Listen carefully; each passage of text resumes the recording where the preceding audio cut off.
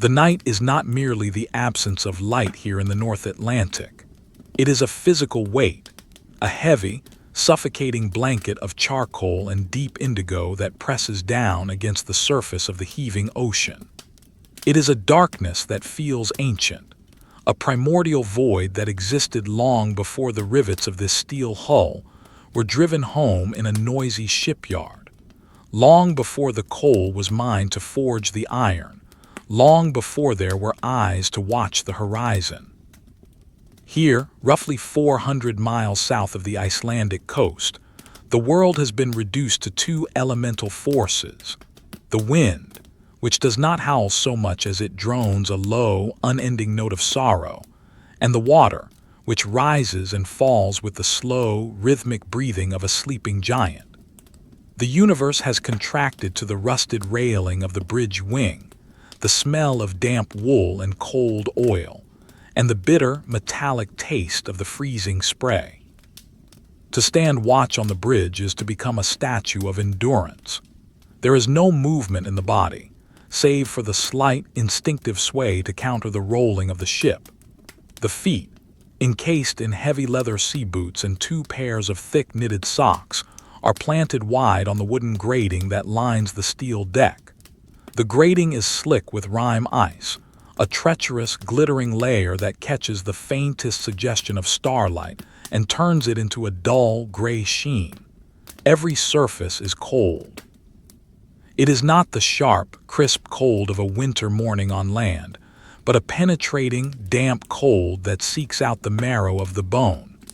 It seeps through the layers of oilskin, through the coarse weave of the duffle coat, through the naval sweater, and settles against the skin like a wet cloth. The ship, a gray shadow moving through a black world, groans. She is a box of steel plates and girders, welded and riveted together, carrying thousands of tons of cargo in her belly. As she climbs the face of a long, swelling wave, the steel complains. It is a sound like the twisting of old roots, a deep, resonant creaking that travels up through the deck plates and into the soles of the boots. It is the voice of the vessel, a constant companion in the solitude of the watch. Up she rises, the bow lifting slowly, heavily, blotting out the faint line where the sea meets the sky. And then there is a moment of weightlessness, a pause at the summit of the water mountain, before she begins the long, sliding descent into the trough. The engines, far below in the warm, greased heart of the ship, change their pitch slightly, a thrumming vibration that shudders through the hand resting on the icy rail. There is no moon tonight. The sky is a vast, unpolished slate, smeared with the blurred edges of low clouds that rush by overhead. If one looks up straight into the zenith, there is a sense of vertigo, as if the clouds are stationary and the ship is falling backward into the abyss. But the eyes of the watchkeeper do not look up. They look out. They scan the middle distance, the zone where the darkness of the water merges with the darkness of the air. It is a visual exercise in futility, searching for shadows within shadows. The eyes strain, widening in the biting wind, trying to separate the crest of a breaking wave from the silhouette of a hull or the jagged shape of floating debris. Everything is gray.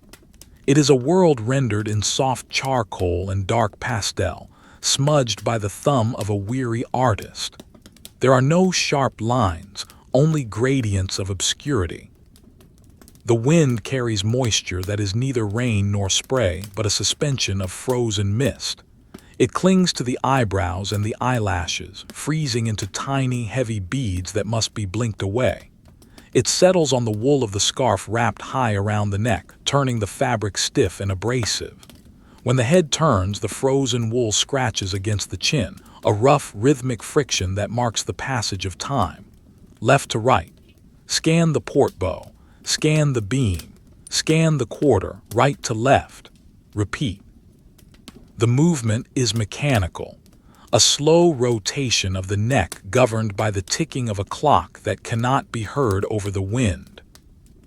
On the bridge wing, there is a canvas screen rigged to deflect the worst of the weather, but tonight the wind swirls over the top of it, curling down into the protected space with icy fingers.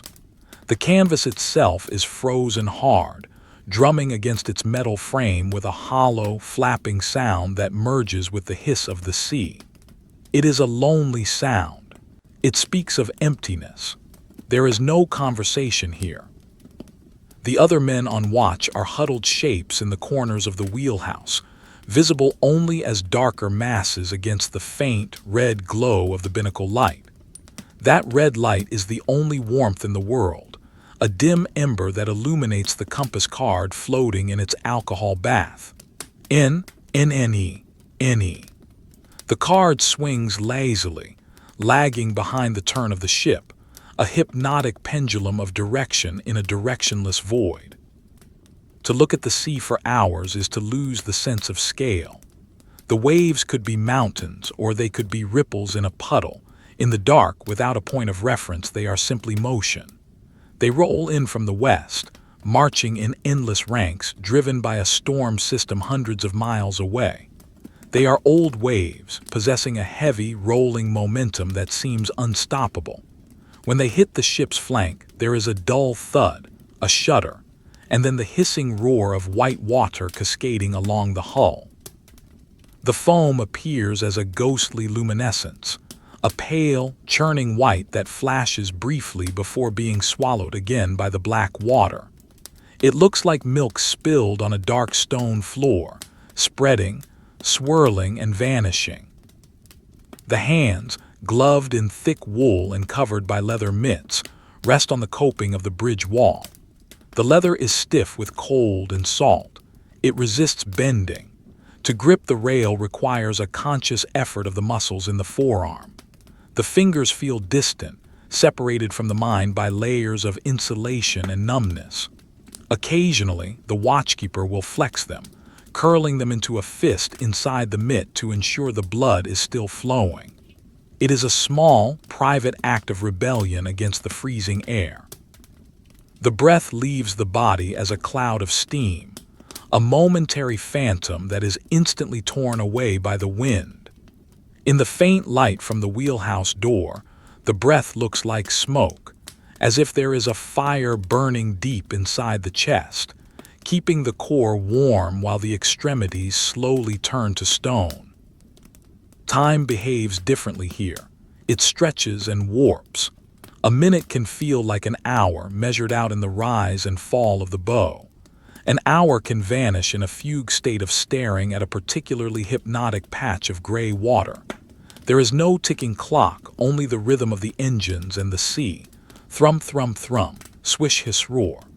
It is a lullaby of industry and nature, a repetitive drone that dulls the sharp edges of thought.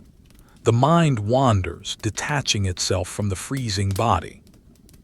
It drifts to memories of warmth, a fireplace in a small room, the smell of toast, the weight of a dry blanket.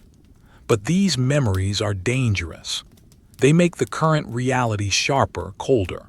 So the mind is pulled back, tethered to the present by the sting of salt on the lips and the ache in the lower back. The convoy is out there somewhere. Dozens of ships carrying grain, steel, fuel, and timber. They are arranged in columns, spaced precisely apart, moving at the speed of the slowest vessel. But in this darkness they are invisible. They are running without lights, blacked out to hide from the hunters that prowl beneath the surface. Sometimes, when the ship crests a high wave, a dark shape might block out the stars for a fleeting second. A tanker to the starboard, a freighter to the port. It is a shadow darker than the night, a void within the void. Then it is gone, lost in the trough. The knowledge of their presence is a comfort, a sense of shared ordeal, but visually the watcher is alone. It is a solitude that feels absolute. The texture of the ship's rail is rough under the mitten. Layers of paint have been applied over the years, gray over gray, sealing in the rust. In places, the paint has chipped away, revealing the pitted steel beneath, rough like sandpaper. The salt spray has crystallized in these pits, forming microscopic jagged landscapes of white. If one were to run a bare finger over it, it would cut like glass. The railing is a barrier, the only thing separating the man from the fall. Below, the water churns alongside the hull, a chaotic turbulence of wake and wave. To fall would be to disappear instantly. The cold shock would stop the heart before the lungs could fill with water. But the rail is solid. It is bolted to the deck. It is a promise of safety in a world that offers none. The eyes begin to play tricks after the second hour. The rods and cones of the retina, starved of light and color, begin to invent patterns. A patch of foam becomes a face. A cloud shadow becomes a surfacing submarine. The brain tries to make sense of the visual noise, imposing order where there is only chaos. The watchkeeper blinks hard. He rubs the eyes with the back of the wrist. The image dissolves back into the gray soup of the Atlantic. It is the stare, the thousand-yard gaze that sees everything and nothing. It is a trance state, necessary for survival, necessary to endure the crushing boredom that is punctuated by moments of terror. Though tonight there is no terror, only the cold. The smell of the ocean is distinct here. It is not the fishy, organic smell of the coast. It is a clean, mineral smell. It smells of ozone, of salt, of deep, cold water that has not seen the sun for centuries. It mixes with the exhaust from the ship's funnel, a sulfurous, oily tang that hangs in the eddy of air behind the bridge structure. Sometimes, a downdraft brings a puff of soot, gritty and black, that lands on the pristine frost of the bridge wing. It smears when touched, a black streak on the white ice, a reminder of the coal and oil burning below to push this steel island against the resistance of the sea. The feet are numb now. The cold has penetrated the leather and the wool. The toes feel like wooden pegs. The watchkeeper shifts weight, lifting one foot and then the other, a slow, stomping dance in the dark. Stomp, pause, stomp, pause. The sound of the boot hitting the grating is dull, absorbed by the wind. The vibration of the deck is the only feeling left in the soles of the feet. It is a constant tingling, a reminder of the power required to move 10,000 tons of displacement through a resisting fluid. The ship is fighting the ocean, fighting for every mile of progress. The ocean is indifferent. It does not fight back. It simply exists, vast and heavy and cold. The ship pushes and the ocean yields, only to close in behind the stern immediately, erasing the wake as if the ship had never been there. There is a cup of cocoa waiting in the galley, perhaps, or a pot of thick black tea stewing on a hot plate in the radio room. The thought of the ceramic mug, hot against the palms, is a vivid hallucination.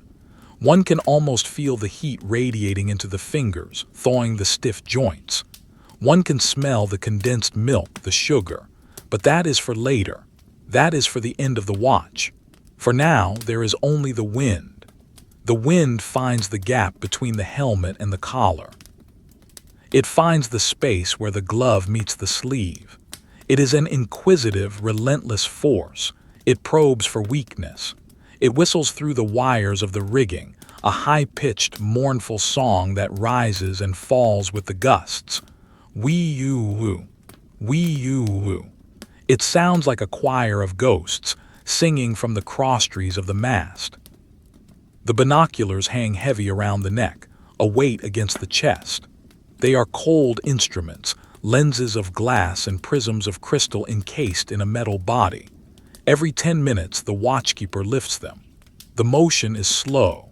The elbows rise, the hands bring the eyepieces to the face. The rubber eye cups are freezing, hard rings that press against the eye sockets. Looking through them does not reveal much more than the naked eye. The magnification only amplifies the graininess of the night. The field of view dances with the motion of the ship. The horizon swings wildly, sky, water, sky, water. It is disorienting. It takes skill to time the observation, to look only when the ship pauses at the top of a roll. For a brief second, the world is steady. The lenses gather the faint light. There is nothing, just the endless, rolling hills of the Atlantic. The binoculars are lowered. The strap tugs at the neck. The wait continues.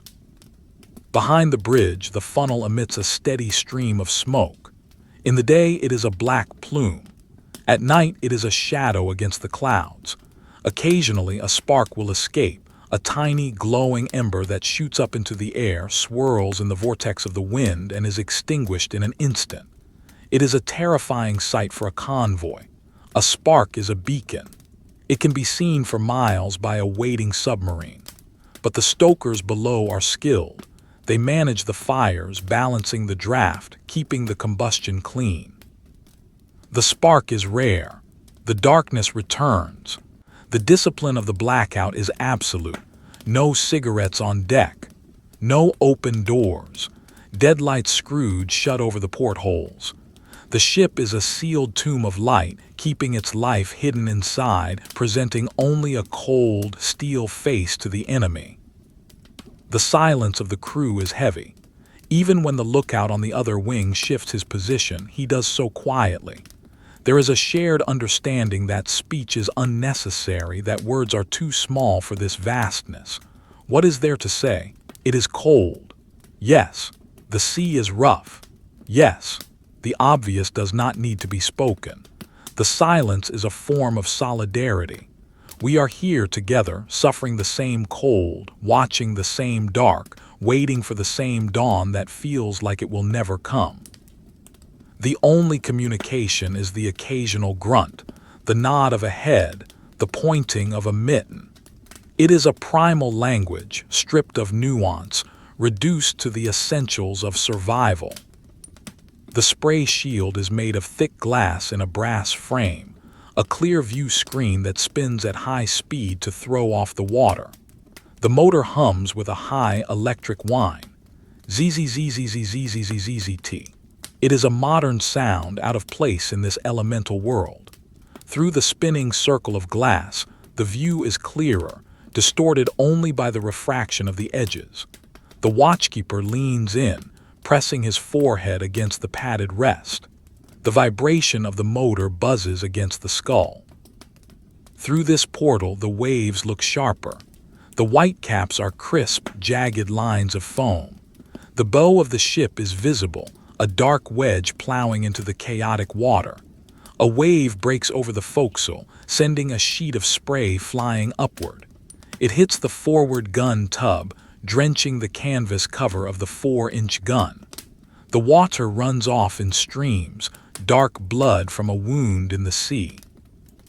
Deep in the pocket of the duffel coat, there is a small object. A smooth stone from a beach at home, perhaps, or a lighter or a folded letter. The hand inside the pocket touches it. The texture is familiar. It is a tactile anchor to the world that was left behind. The thumb rubs against it over and over. It is a grounding mechanism. The world of land, of grass, of paved streets and brick houses feels like a dream. Did it ever exist? Or has the world always been this shifting, heaving plate of cold water? The mind struggles to reconstruct the sensation of walking on solid ground, of standing still without swaying. It seems impossible. The body has adapted to the motion. The inner ear has recalibrated. To stop moving would be the strange sensation now. The cold has a smell too. It smells of emptiness. It smells of the stratosphere, of the thin air high above the clouds that has descended to the surface. It is a sterile smell. It numbs the nose, freezing the tiny hairs inside the nostrils. When the watchkeeper inhales deeply, there is a sharp pain in the sinuses, a brain freeze without the ice cream. It clears the head momentarily before the dull ache of fatigue returns. The fatigue is always there. It is a background radiation. It lives in the shoulders, in the heavy eyelids, in the slumped posture. Sleep is never enough.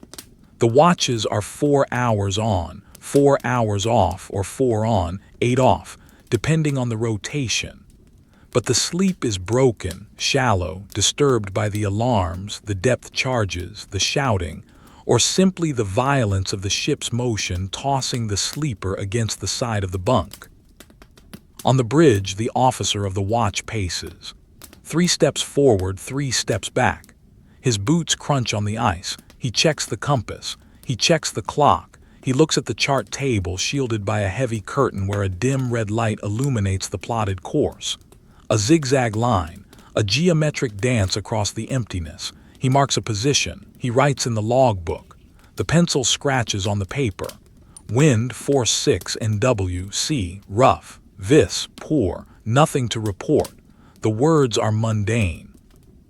They hide the reality of the struggle. Nothing to report means survival. It means another hour has passed without a torpedo track, without the scream of a diving aircraft. It is the best possible entry. The railing is now coated in a thicker layer of ice. The mist has frozen upon contact, building up a rime that is feathery and delicate to the look but hard as iron to the touch. It grows on the windward side of every wire, every stanchion, every bolt head. The ship is slowly turning white. She is becoming an iceberg, a ghost ship. If the ice gets too heavy, it changes the stability. It makes the ship top-heavy. It makes her roll slower, hang longer at the end of the roll. The watchkeeper knows this. He watches the buildup with a detached, professional concern. If it gets too bad, they will have to go out on deck with steam hoses and axes. Chipping ice in the dark on a slippery deck with the sea washing over the boots. A miserable task, but for now it is just a layer of frost, a cosmetic change that makes the ship look like a drawing in white chalk on black paper. The sound of the water is never the same twice.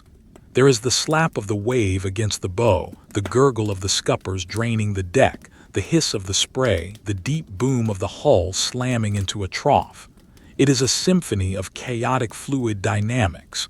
The ear learns to filter it, to ignore the background noise and listen for the anomaly. The sound that doesn't belong.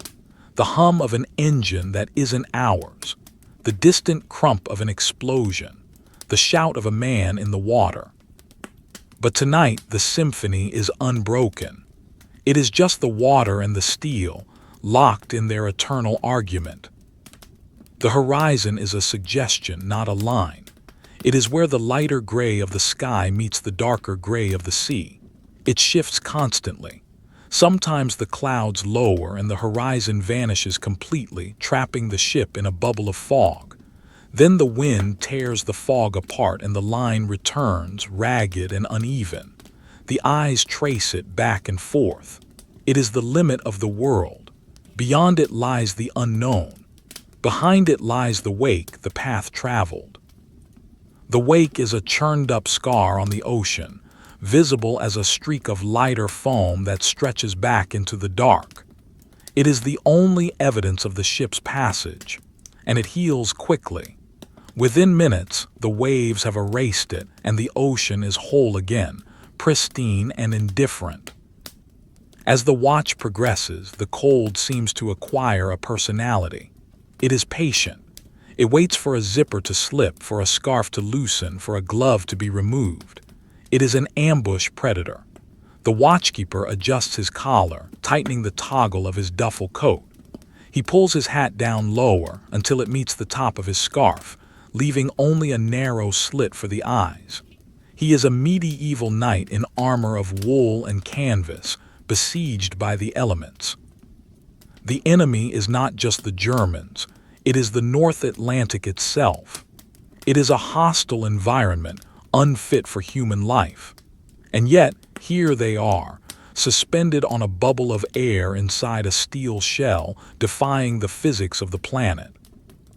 The lantern light in the description of the scene comes from the stern of the ship ahead, if it can be seen. A tiny, shielded blue stern light, barely a pinprick. It is the station-keeping light, a guide star. Focus on the blue dot, don't get closer, don't fall back, keep the distance. The blue dot bobs up and down, disappears, reappears. It is a hypnotic dance partner. If the dot gets bigger, ring down slow. If it gets smaller, ring down half ahead. The telegraph on the bridge wing is a heavy brass pedestal. The handle is cold. Moving it requires a solid clunk-clunk sound. The chain drives below rattle. The order goes to the engine room. The rhythm changes. The dance continues. But often there is no light. The ship ahead is just a darker shadow. The fear of collision is a cold knot in the stomach, separate from the freezing temperature. To hit a ship in this convoy would be a catastrophe. Steel crushing steel, sparks, fire, sinking, in the dark with no hope of rescue. So the eyes strain harder. The headache behind the brows intensifies. The visual cortex works overtime, processing the grain, the static, the noise of the night. The wind shifts slightly, coming more from the beam. It catches the tops of the waves and tears the crests off, sending sheets of water flying horizontally. These are the spindrift, the flying ghosts of the waves. They strike the bridge wing like handfuls of gravel. They rattle against the oilskin. They sting the exposed skin around the eyes. The watchkeeper turns his head away, shielding his face with his shoulder. He hunches down, making himself small. He is a rock in the stream. Let the water pass. Let the wind blow. He is rooted to the deck grating. He is part of the ship. There is a strange beauty in it if one has the capacity to see it. The sheer power of the elements, the vastness of the theater, the interplay of light and shadow in a monochrome world. The way the foam creates lace-like patterns on the black water, intricate fractals that exist for a second and then are destroyed. The way the ship pushes aside the water, a display of brute force and engineering. It is a terrible beauty, a sublime terror. It is the aesthetics of the void. The drawings in charcoal and pastel capture this. The softness of the mist, the hardness of the iron, the deep, overwhelming mood of melancholy and endurance. It is a picture of a world waiting, waiting for the sun, waiting for the end of the war, waiting for the end of the watch. The breathing slows in and out.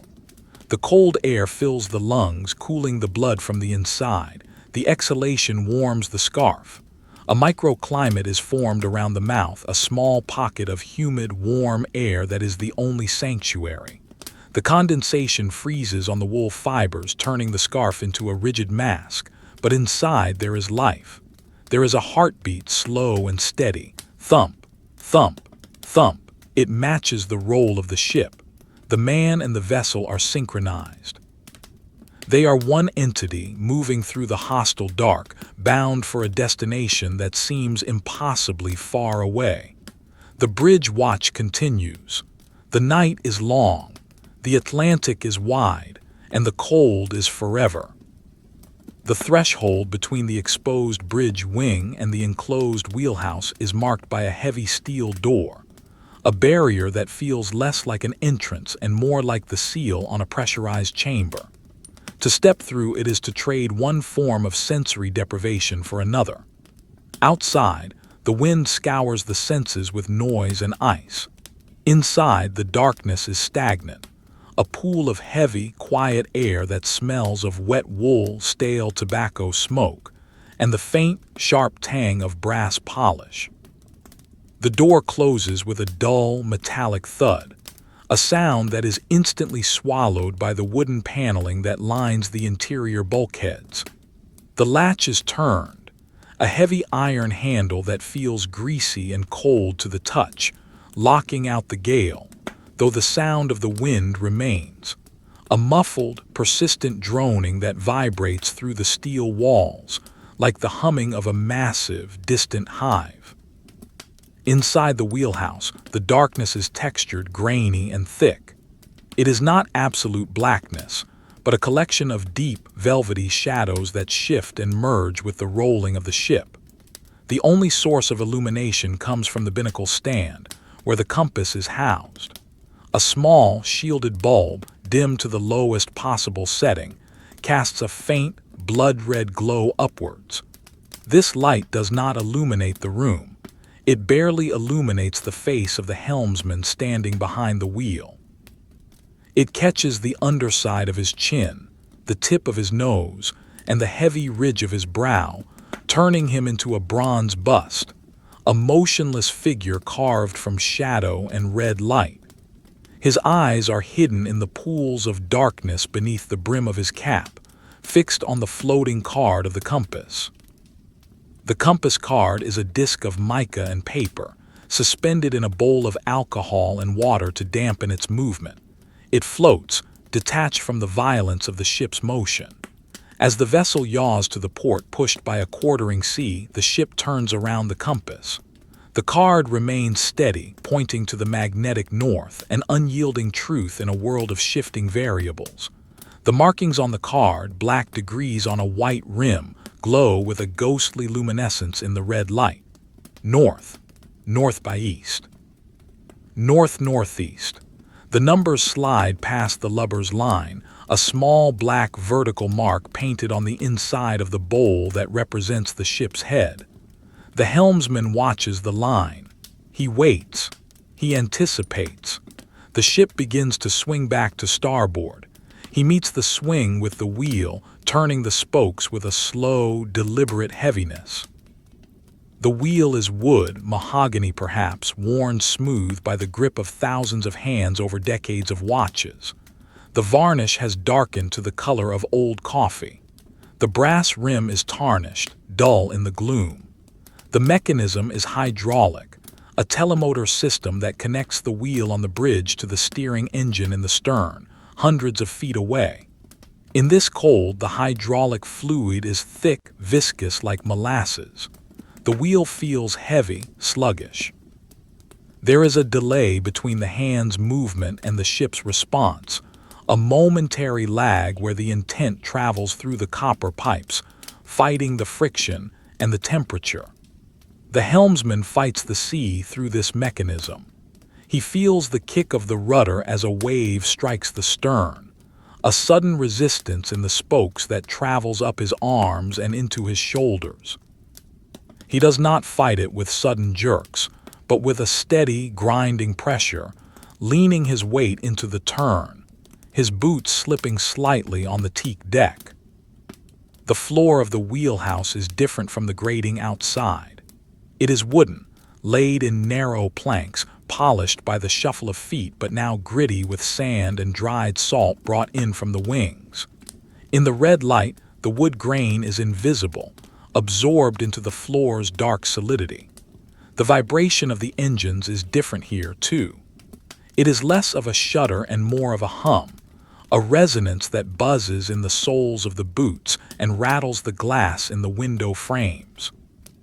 Every loose object in the room, a pencil on the chart table, a pair of dividers, a tin of tobacco, joins in this subtle chorus of vibration. CHK, CHK, CHK, CHK. It is the heartbeat of the ship, a reminder that deep below, pistons are driving up and down, turning the shaft that pushes the propeller against the immense weight of the ocean. To the right of the wheel stands the engine telegraph, a sturdy brass pedestal topped with a circular dial. It is the primary link between the command on the bridge and the execution in the engine room. The handle is pushed over to half ahead, locked in place. The brass face of the dial is dark, the lettering barely visible. Stop, slow, half, full. The words are promises of power. Tonight, the handle does not move. The convoy speed is set. To change, it would be to disrupt the delicate geometry of the columns, to risk falling behind or running up on the ship ahead. The telegraph stands like a silent sentry, cold and golden, catching a stray gleam of the red binnacle light on its polished curve. It reflects a warped, crimson image of the room, a distorted mirror of the quiet vigil. The windows of the wheelhouse are rectangular panes of thick glass, set in heavy brass frames. They are the eyes of the ship, but tonight they are cataracts. The outside surface is crusted with salt spray and ice, blurring the view into a milky translucence. The inside surface is weeping with condensation. The warmth of the human bodies in the enclosed space, faint as it is, clashes with the freezing glass, creating rivulets of water that run down the panes and pool on the wooden sill. The water is cold. If a finger traces a line through the condensation, the glass beneath feels like a block of ice. Through the cleared streak, the darkness outside looks even deeper, an impenetrable wall of charcoal gray. The sea is only visible as a shifting of lighter and darker tones, a vague turbulence that suggests movement without defining it. There is a sound here that is absent on the bridge wing, the creaking of the ship's joinery. As the hull twists in the swell, the wooden paneling of the wheelhouse complains. It is a soft, rhythmic groaning like the sound of an old house settling in a high wind but constant. Creak, groan, crack. It comes from the ceiling, from the corners, from the floor. It is the sound of the structure flexing, absorbing the stress of the waves. It creates a sense of fragility, a reminder that this shelter is merely a box of wood and steel bolted together, floating on a fluid that could crush it effortlessly. The men in the wheelhouse listen to it unconsciously. They know the rhythm. A change in the pitch of the creak, a sudden loud crack would signal danger. But for now, it is just the song of the ship, a lullaby of strain and release. The officer of the watch stands by the forward window, peering through a spinning clear-view screen. He is a silhouette against the dark gray square. His posture is slumped, heavy with the fatigue of the middle watch. He leans his elbows on the sill, his chin resting on his gloved hands. He is motionless for minutes at a time, a statue of vigilance. He is watching the ship ahead, the guide. He is watching for the dim, blue stern light, the station keeper. In his mind, he calculates the distance. 2 cables. 3 cables. Is the gap widening? Is the other ship falling back? The perspective is deceptive in the dark. A wave rising between the ships can hide the light, creating a moment of panic. Has she sunk? Has she turned? Then the light reappears, rising on the next crest, and the breath is released slowly. The air in the wheelhouse is stagnant. It is recycled air, breathed in and out by the watch crew, depleted of its freshness. It carries the metallic taste of anxiety and the flat, dull taste of boredom. There is no ventilation. To open a window would be to invite the freezing gale and the spray inside. So the air hangs heavy, layering the darkness with a sensory weight. The men breathe shallowly, conserving their warmth, conserving the oxygen. The sound of breathing is audible in the lulls of the wind, a soft, rhythmic rasping of air through nostrils, the occasional sigh, the clearing of a throat. These small, biological sounds are the only evidence of life in the mechanical world of the bridge. On the bulkhead behind the chart table there is a voice pipe, a copper tube with a brass mouthpiece and a whistle plug. It leads down to the captain's sea cabin, just 1 deck below. It is a direct line to authority. To pull the whistle and blow down the pipe is to summon the master. It is an act of last resort. The officer looks at the pipe occasionally. It gleams dully in the shadows. It represents a decision. Can I handle this myself, or do I need the old man?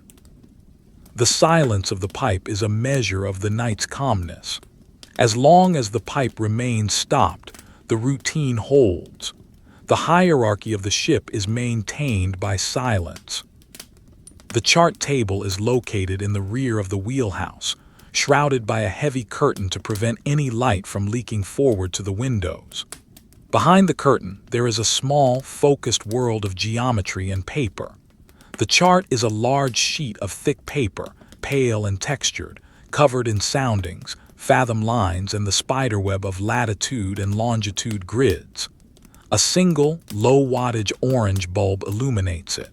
The light is soft, barely enough to read the small print. On the paper, a pencil line marks the course. Small crosses mark the estimated positions: 400, 800, 1200. The line moves slowly across the vast white space of the Atlantic chart. It seems insignificant, a scratch on the surface of the paper world. The officer steps behind the curtain, the heavy fabric swishing softly. He leans over the table, the light illuminating his tired face, the hollows under his eyes. He picks up a pair of brass dividers, turning them in his fingers. He measures the distance to the next waypoint. He measures the distance to land. The points of the dividers prick the paper. The distance is great. He sighs, drops the dividers, and steps back out into the darkness of the wheelhouse, the curtain falling back into place, extinguishing the pool of orange light. Back in the gloom, the eyes must readjust. For a moment, the blindness is total. Then slowly, the shapes re-emerge from the gray void. The square of the window, the curve of the wheel, the shoulders of the helmsman, the red eye of the binnacle. The vision is granular, like a photograph taken on high-speed film in low light. The shadows seem to breathe, expanding and contracting with the roll of the ship. The brain, starved of visual stimuli, begins to project patterns onto the darkness. A coat hanging on a hook becomes a crouching figure. The reflection of a gauge becomes a distant star. The mind requires discipline to reject these illusions, to focus only on the hard edges of reality. The cold in the wheelhouse is a different creature than the cold on the wing. On the wing, it is a predator attacking with wind and ice. Here, it is a permeating presence, a damp chill that rises from the steel deck and settles in the bones. It is a cellar cold, musty and deep. The men are dressed for the outside in layers of wool and oilskin, and in the still air of the wheelhouse, the clothing feels heavy and constricting. The wool itches. The oilskin is stiff. The sweat that formed during the exertion of climbing the ladders to the bridge has cooled against the skin, creating a clammy layer of dampness that saps the body heat. To stand still is to freeze slowly from the inside out. The helmsman shifts his weight from foot to foot, a subtle rocking motion. The officer paces, 3 steps to the port side, turn 3 steps to the starboard side. The rubber soles of his boots squeak faintly on the wood. Squeak. Step. Step. Squeak. It is the rhythm of a caged animal. The ship rolls heavily to starboard. The angle of the deck increases. 10 degrees, 15 degrees, 20. Gravity shifts. The men lean against the tilt, their bodies forming angles to the floor. The loose gear slides across the chart table. A heavy book thuds against the wooden fiddle rail. The coffee in the half-empty cup on the shelf sloshes, threatening to spill. The roll hangs there, suspended in time. The ship feels tired. She struggles to right herself, heavy with cargo and ice. The return roll is slow, agonizingly slow. The men feel the weight of the steel in the soles of their feet. They feel the resistance of the water. Finally, she swings back, upright for a fleeting second, before beginning the descent to port. It is a pendulum motion, endless and nauseating. The inner ear is constantly assaulted by the changing vector of gravity. After days at sea, the body adapts, but the fatigue of constantly compensating for the motion accumulates in the muscles of the legs and the back. Deep in the structure of the ship, below the wheelhouse, the framing echoes the stress. It is a metallic symphony, thrum, clang, shudder. The sounds are transmitted through the steel girders, amplified by the hollow spaces of the hull. In the quiet of the watch, these sounds are magnified. They sound like the ship is talking to herself, muttering about the burden she carries. The watchkeepers learn the language of the ship. They know which creak is normal and which one signals a loose hatch or a shifting cargo. Tonight, the sounds are familiar. The ship is complaining, but she is holding. The darkness outside the window is not empty. It is filled with the presence of the other ships. Though invisible, their mass is felt. There is a psychological pressure in the convoy formation. To the port, a tanker carrying aviation fuel. To the starboard, a freighter loaded with iron ore. Ahead, a corvette dancing like a cork in the swell. They are all moving together, a herd of steel beasts migrating across the hostile plain. The radio silence binds them. There are no signals, no chatter. Just the shared knowledge of the course and speed. The officer imagines the bridges of the other ships. He imagines other men, standing in other dark wheelhouses, looking at other compasses, feeling the same cold, thinking the same thoughts. It is a silent brotherhood of endurance. They are united by the threat of the ocean and the threat of the enemy, bound together in a grid of unspoken coordinates. The helmsman yawns, a sudden jaw-cracking stretch of the facial muscles. He cannot help it. The monotony is hypnotic. The red light of the compass is a singular point of focus that draws the mind into a trance. The numbers blur, the eyes water. He blinks hard, shaking his head slightly to clear the cobwebs. He grips the spokes tighter, focusing on the texture of the wood, the cold brass of the rim. He forces himself to read the numbers. 205, 206. Steer small. Don't let her wander. The wake must be straight. A wandering ship is a target. A wandering ship breaks the formation. The responsibility is a physical weight on his shoulders, heavier than the wool coat. Occasionally, the door to the bridge wing opens. A blast of cold air and noise rushes in, shattering the quiet. The lookout enters, bringing with him the smell of the storm, pure ozone and freezing salt. He is covered in a layer of fresh rime, his eyebrows white, his coat stiff. He stomps his boots on the mat, shaking off the ice. "All quiet on the port wing, sir," he mumbles, his voice thick with cold. The officer nods. The door is forced shut again, leaning against the wind pressure. The latch clicks. The silence returns, but the temperature has dropped a degree. The fresh draft swirls around the ankles, a reminder of the fury waiting just inches away behind the steel plating. The lookout moves to the corner, thawing out, his breathing loud in the stillness. He rubs his gloved hands together, the leather rasping like dry leaves. The shadows in the corners of the wheelhouse seem to deepen as the watch drags on. The red light from the binnacle seems to grow dimmer, struggling against the encroaching weight of the night. The visual field narrows. The world becomes nothing but the compass card and the dark glass. The concept of land becomes abstract.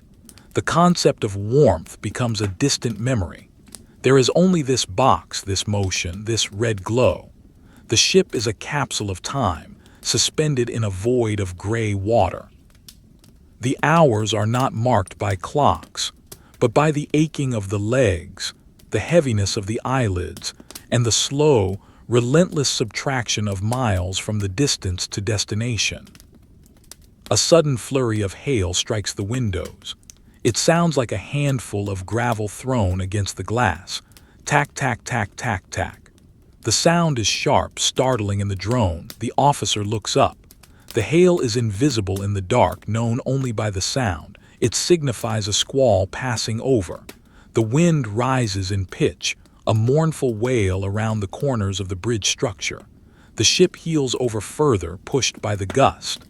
The helmsman grunts, spinning the wheel to counter the weather helm.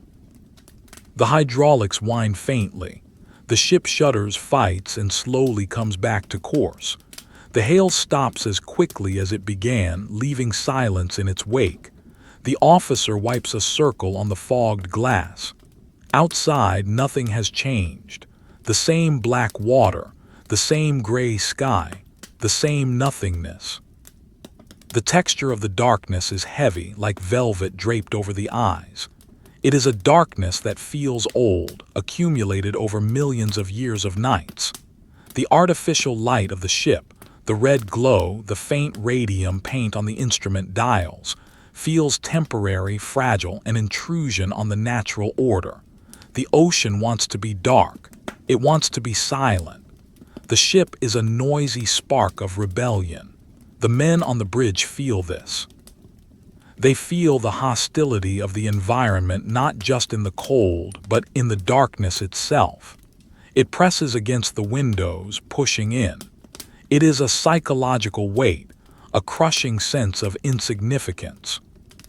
Officer checks his wristwatch. The radium hands glow faint green. It is only 0200. 2 hours left of the middle watch. 2 hours feels like a lifetime. He drops his hand. He resumes his pacing. Squeak, step, step, squeak. He reaches into his pocket and touches a small, crumpled packet of cigarettes. He cannot smoke here. The flare of a match would destroy his night vision, would act as a beacon. He fingers the packet, a tactile comfort. Later, after the watch, in the galley. For now, the craving is just another dull ache to be added to the cold and the fatigue. The wheelhouse is a space of waiting. It is a purgatory of patience. The men wait for the dawn, though the dawn brings no warmth, only a shift from black to gray. They wait for the relief watch, the sound of boots on the ladder, the low voices of the men coming to take the burden. They wait for the sight of land days ahead. But mostly they wait for the next wave, the next roll, the next minute. It is a microscopic existence, lived in seconds and degrees. The compass swings. The ship groans. The wind hums. The ice grows on the glass. And the convoy moves on, a ghostly procession through the cathedral of the cold North Atlantic night. The darkness that wraps around the ship is not a uniform void. It is a living, shifting tapestry of charcoal and slate, a textured curtain that breathes with the rhythm of the ocean. It is a darkness that possesses weight, a physical density that presses against the retinas, demanding an effort to simply see. To look out into the night from the heaving deck is to stare into a wall of deep, dark felt, where the fibers are woven from the wind and the spray. The eyes do not so much see objects as they sense differences in the density of the shadows. A patch of blacker black might be the hull of a tanker 3 columns over. A smudge of lighter gray might be the crest of a breaking wave that is rising to swallow the horizon. The visual world has been reduced to a minimalist sketch, drawn in soft, smudged strokes of graphite on a surface of rough, dark paper. The vibration of the ship is the only constant grounding in this fluid world. It is a deep, subsonic hum that travels from the propeller shaft, through the thrust block, along the keel, and up through the frames to the steel plates of the deck. It is the pulse of the machine. Standing on the bridge, one feels this pulse not as a sound, but as a sensation in the teeth, in the hollow of the chest, in the bones of the legs. It is a reminder of the colossal energy being expended to push this steel box through the resistance of the water. Deep below, the pistons are hammering in their cylinders. The oil is circulating. The steam is expanding. It is a hot, violent heart beating inside a cold, indifferent body. But up here in the wind, that heat is a distant abstraction. Up here, the steel is cold enough to burn the skin. The silence of the convoy is a heavy, disciplined thing. There are 40 ships in this grid, spread out over square miles of ocean, yet there is no signal, no radio chatter, no light. It is a procession of ghosts. Each ship is a solitary island of anxiety, sealed up tight. The deadlights are screwed down over the portholes. The curtains are drawn. The doors are baffled with heavy canvas curtains to trap the light. To show a light is to betray the herd. A single unmasked bulb, a single flared match, could be seen for miles by the periscope of a hunter waiting in the trough. So the darkness is cherished, even as it is hated. It is a cloak of invisibility. It is the only armor they have against the torpedo. The men understand this. The fear of the light is greater than the fear of the dark. When the wind gust shifts, it brings the sound of the rigging. The wire stays that support the mast, the signal halyards, the aerials strung between the masts, they all sing in the gale. It is a mournful, atonal music, thrum-hum-hum-wee. The pitch changes with the tension. As the ship rolls and the mast leans into the wind, the wires tighten and the note rises to a shriek. As she rolls back, the wires slacken slightly and the note drops to a low moan. It is the Aeolian harp of the North Atlantic, playing a song of isolation that has been played for millions of years before there were ears to hear it. The sound is lonely. It speaks of the vast distances, of the emptiness of the stratosphere, of the cold vacuum of space that presses down on the atmosphere. The spray that comes over the bow is not water, it is liquid ice. It does not splash, it shatters. When the bow digs into a head sea, there is a pause, a moment of hesitation as the buoyancy fights the momentum, and then the water explodes upwards. It rises in a great fan-shaped sheet, ghostly white in the darkness, towering over the forecastle. Then the wind catches it. The sheet is torn apart, shredded into millions of droplets that are hurled aft like buckshot. They rattle against the front of the bridge structure with the sound of sand being thrown against metal. SHHTCK. If one is standing on the open wing, the spray hits the oilskins with a physical impact. It finds the eyes. It tastes of brine and old iron. It runs down the face, freezing in the stubble of the chin, gluing the scarf to the neck. There is a specific kind of exhaustion that comes from standing on a moving platform. The muscles of the core, the legs, the back, are constantly engaged, making micro-adjustments to keep the body upright against the unpredictable lurching of the deck. It is a subconscious exercise, a continuous low-level exertion that burns calories and generates a deep, aching fatigue. The knees are never fully locked. The hips are always swaying. After 3 hours, the legs feel heavy, as if the blood has turned to lead. The feet, encased in the heavy boots, feel detached, remote blocks of wood that are numb to the touch but ache with a dull, throbbing pain. The cold exacerbates this. It constricts the capillaries, slowing the flow, making the muscles stiff and unresponsive. To move requires a conscious command. Lift right foot. Step. Plant. Lift left foot. The body wants to curl up, to sink down, to sleep. But the duty demands the standing. The visual hallucinations continue to play tricks on the mind. In the absence of clear visual data, the brain invents it. A patch of sea foam, swirling in an eddy alongside the hull, looks momentarily like a face, pale and upturned, screaming silently. A trick of the light on a wet stanchion looks like a figure climbing the rail. The mind jumps man overboard, borders, and then the image resolves back into rust and water. These are the ghosts of the watch. Every sailor knows them. They are the products of boredom and sensory deprivation. You blink them away. You rub the salt from your eyelashes. You stare harder at the gray void until the reality reasserts itself. There is nothing there, just the water, just the night. The bridge itself is a landscape of shadows.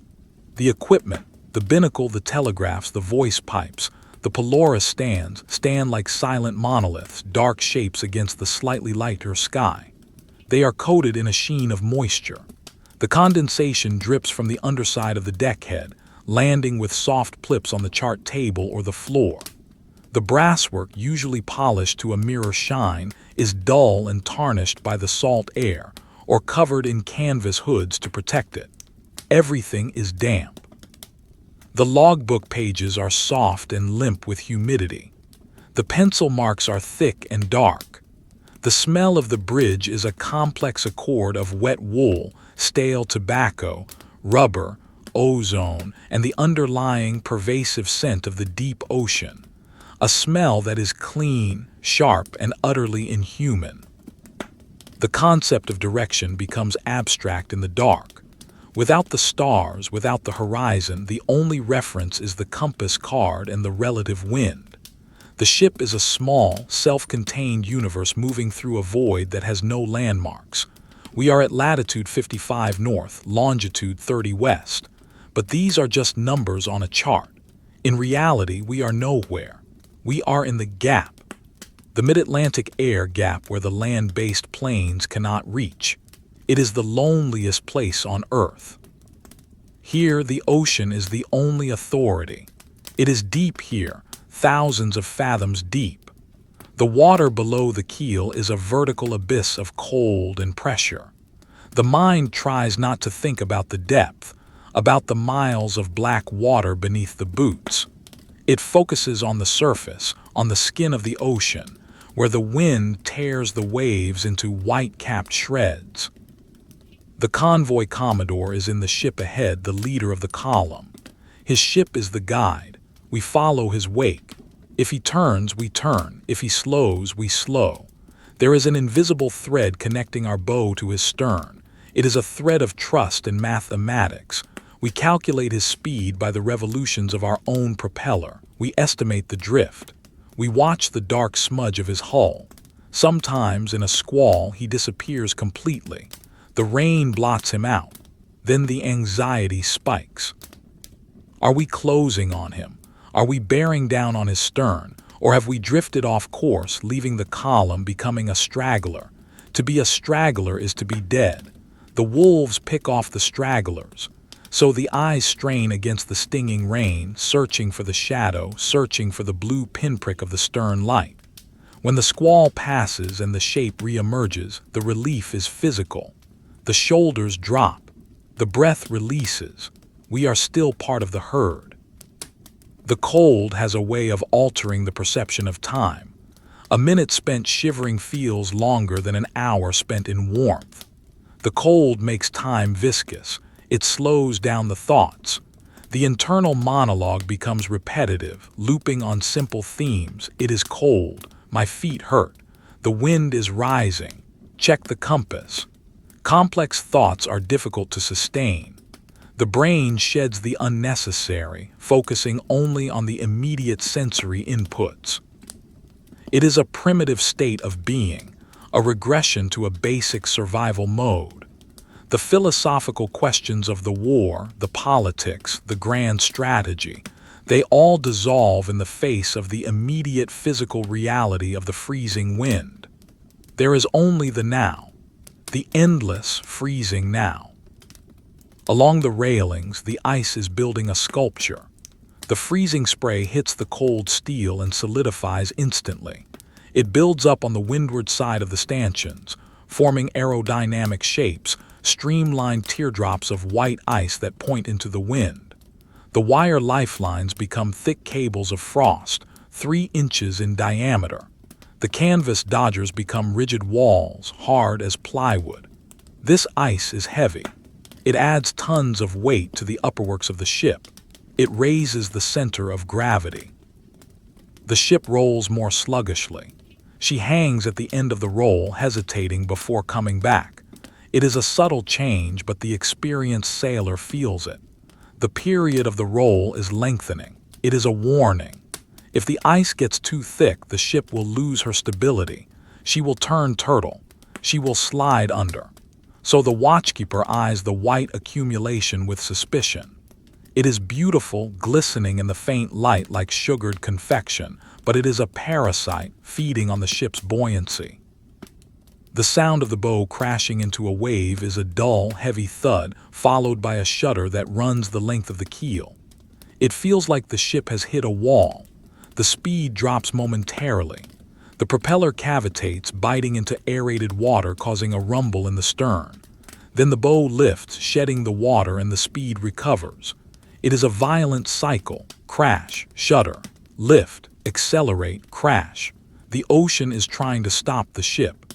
The ship is pushing back. It is a contest of stubbornness. The steel plates of the hull are flexing, breathing in and out. The rivets are groaning. The sheer mechanical stress is immense. One wonders how the metal can endure it hour after hour, year after year. But the ship was built in a grim northern yard by men who knew the sea. She is overbuilt. She is ugly, perhaps, but she is strong. She is a creature of rivets and iron designed for this specific abuse. In the quiet moments when the wind lulls, one can hear the breathing of the crew, not the men on the bridge but the ship itself. The ventilation fans hum, the galley exhaust rattles, the steam winches hiss. These are the sounds of the hive. Down below, men are sleeping in hammocks and bunks, swaying with emotion. They are trusting the watchkeepers on the bridge to keep them safe. They are trusting the eyes that are staring into the dark. This responsibility is a heavy cloak. It adds to the weight of the wool and the oilskin. To lose focus, to miss a signal, to fall asleep on one's feet, it would be a betrayal of the sleeping men below. This knowledge keeps the eyes open. It keeps the spine straight. It forces the mind to stay engaged with the gray, shifting puzzle of the night. The moon is nowhere to be seen. The cloud cover is thick, a multi-layered blanket of stratus and nimbus that blocks out every photon of celestial light. The world is lit only by the faint, ambient luminescence of the sea itself, the phosphorescence of the disturbed water. The crests of the breaking waves sometimes glow with a sickly, pale green light. It is biological light, created by millions of microscopic organisms agitated by the storm. It looks like cold fire. It swirls in the wake, a glowing trail that marks the path of the ship. It is eerie. It makes the ocean look radioactive, a churning cauldron of chemical energy. The watchkeeper watches the green fire. It is mesmerizing. It is the only color in the world other than gray and black. Occasionally, a depth charge explodes miles away. It is not heard so much as felt, a dull whump that travels through the water and strikes the hull like a hammer blow. The deck jumps beneath the feet, the coffee cups rattle. It is a shockwave from a distant violence. Somewhere out in the dark, an escort vessel has detected a shadow, an echo. She has raced over the spot and dropped her canisters of high explosive. The water has been torn apart. Is there a submarine there, or was it a school of fish? Or a thermal layer? We will never know. The silence returns. The convoy does not stop. It does not turn. It plows on. The explosion is just a punctuation mark in the long sentence of the night. It serves as a reminder that we are not alone, that there are wolves in the cellar, and that the shepherds are dropping fire to keep them at bay. The taste of the air is metallic. It is the taste of the ship itself, the rust, the paint, the grease, the coal smoke.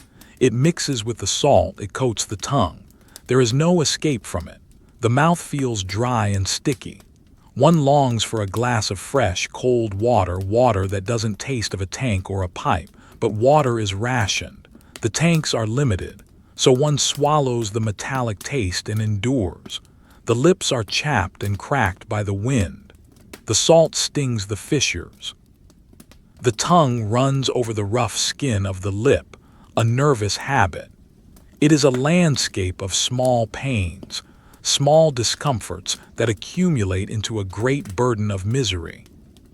The lookout on the starboard wing is a bundle of clothes. He has not moved for 20 minutes. Is he asleep? Is he frozen? No, he shifts slightly. He turns his head. He is alive. He is doing his job. He is looking at the sector from 45 to 90 degrees. He is searching for the darker shadow. He is a peasant of the sea, enduring the hardship with a stoic resignation. There is no glory in this.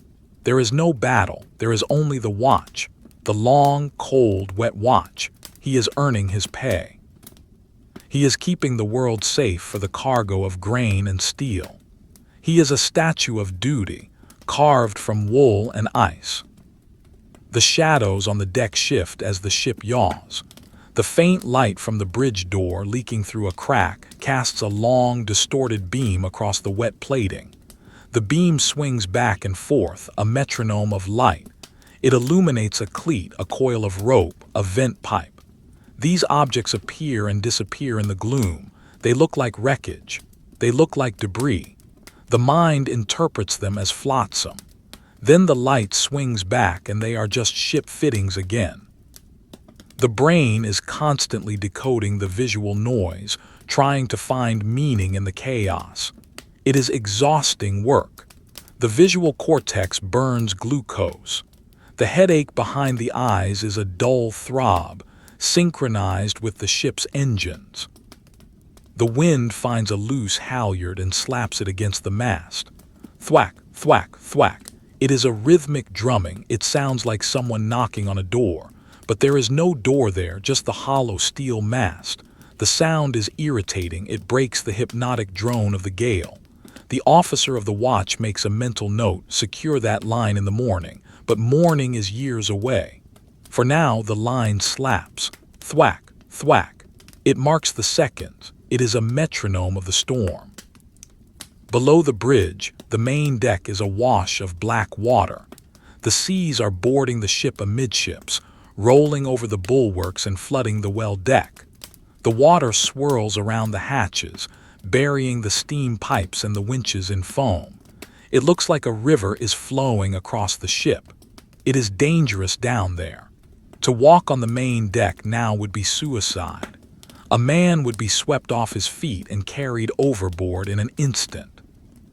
The lifelines are rigged, ropes stretched tight to give a handhold, but nobody goes down there unless it is an emergency.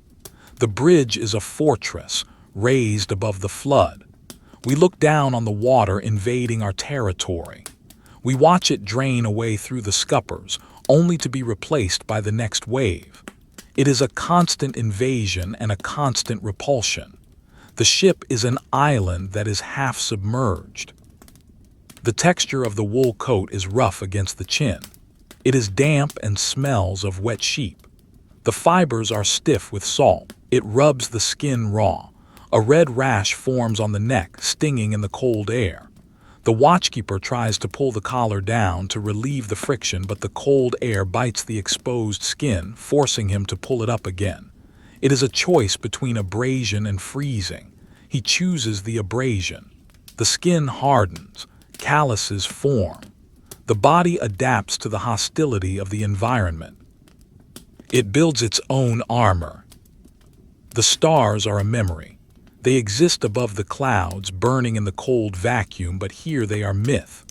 The sky is a solid lid. It reflects nothing. It absorbs everything. It creates a sense of claustrophobia despite the vastness of the ocean. The world is compressed between the black water and the gray cloud. We are traveling through a tunnel. The end of the tunnel is the dawn, but the tunnel is long and the train is slow. We move at 8 knots, 8 nautical miles per hour. It is a walking pace. We are crawling across the curvature of the earth. It will take weeks to reach the other side. The patience required is geological. We must become like stones, enduring the erosion of the wind and the sea. The convoy is a living organism composed of steel cells. It expands and contracts. In the night, the ships tend to drift apart, seeking safety in spacing. In the morning, they will close up again, seeking safety in numbers. It is a breathing cycle. The Commodore worries about the spacing. The escorts worry about the spacing. But the individual shipmaster standing on his dark bridge worries about the collision. He wants room. He wants empty water around him. He pushes his ship slightly to the edge of his station, cheating a few degrees to find solitude. He creates a buffer zone of black water. It is a small act of independence in a regimented system. The silence is broken only by the elements and the machine. There is no bird song, no traffic, no voices, no barking dogs, just the roar of the wind, the crash of the sea, the thrum of the engine. It is a pristine industrial soundscape. It is the soundtrack of the Anthropocene meeting the Holocene, iron against water, fire against ice. The struggle is elemental. The story is simple. Keep the fire burning, keep the water out, keep the ship moving, repeat until the land appears. The darkness seems to enter the mind, slowing the thoughts, dulling the sharp edges of anxiety. It is a narcotic darkness. The eyes glaze over, the body sways, the consciousness drifts untethered. One becomes part of the ship, a sensing component of the steel structure. The man is no longer a separate entity. He is the eyes of the bridge, the ears of the wheelhouse, the nervous system of the vessel. He feels what the ship feels. He groans with the hull. He shivers with the rigging. He is the lonely bridge watch, and he is the North Atlantic. The cold has now moved past the point of simple physical discomfort and entered the realm of structural change. It is no longer just the air that is freezing. The very architecture of the ship is being altered by the temperature. The steel plates of the deck, the iron stanchions, the brass fittings, they have all contracted, shrinking microscopically under the assault of the sub-zero wind. The metal has become brittle, hard, and resonant. If one were to strike the railing with a wrench now, it would ring with a high, sharp note, like a struck crystal goblet, a sound that would carry for miles across the empty water. But there is no striking, only the muffled, padded silence of the watch. The ship is a tense, frozen muscle, contracted against the cold, holding its breath as it pushes through the dark. The ice that coats the superstructure is changing the silhouette of the vessel. It is a slow, creeping metamorphosis. The forward railings, once thin lines of wire and pipe, have become thick, white logs of rime. The canvas dodgers are no longer fabric. They are solid, sculpted walls of frozen spray, curved into aerodynamic shapes by the wind that created them. This ice is not clear and smooth like the ice of a pond. It is opaque, rough, and granular. It looks like white coral growing on a black reef. It has a texture like sandpaper.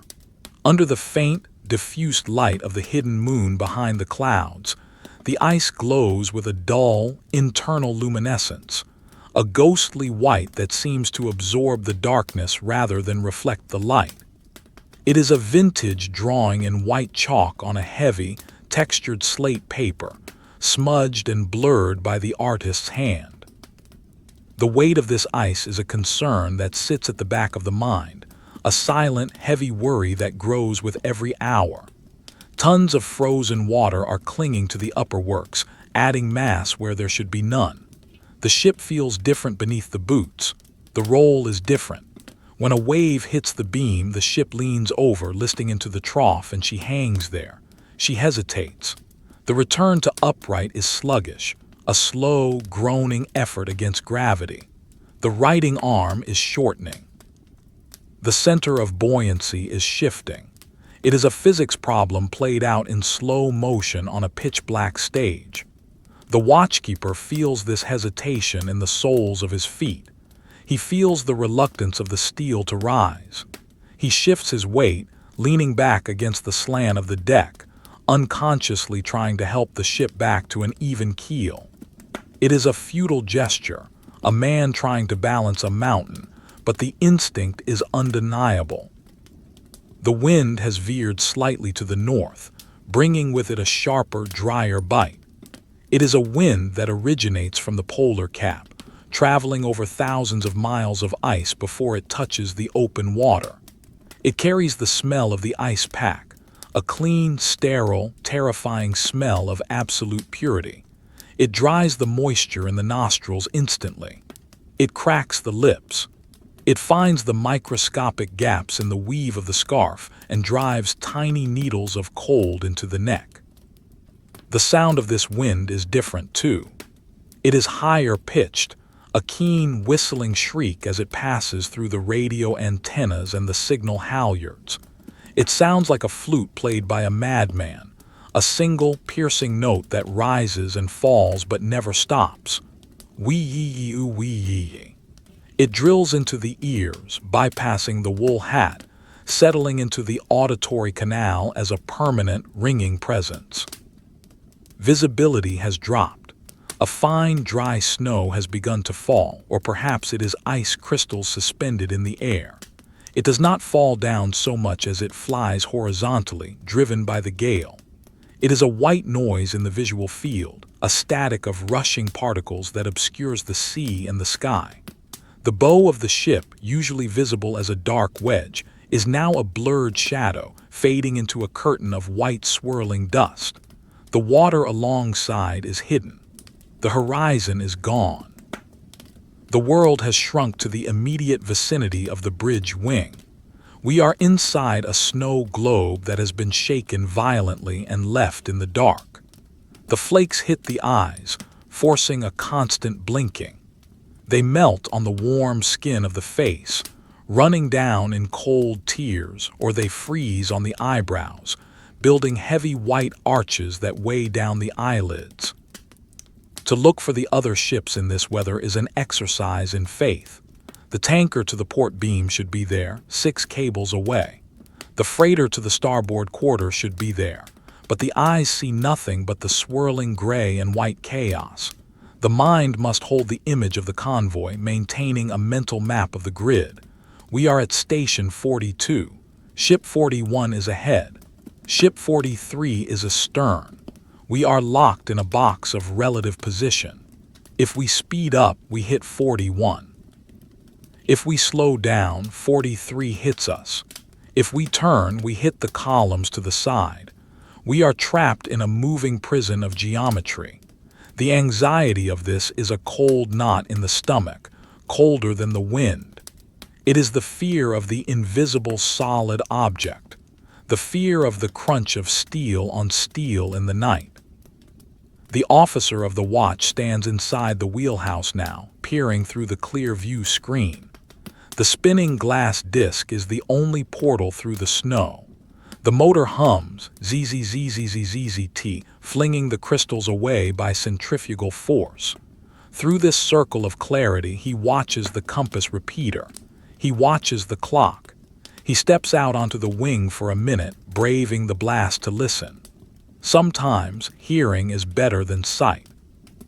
He listens for the foghorn of another ship, though foghorns are forbidden in the danger zone. He listens for the thrash of a propeller that sounds too close. He listens for the shout of a lookout. He hears only the wind and the sea. He steps back inside, shaking the snow from his shoulders like a wet dog. The snow does not melt on his coat. It stays there, dry and powdery, turning him into a snowman, a figure of winter.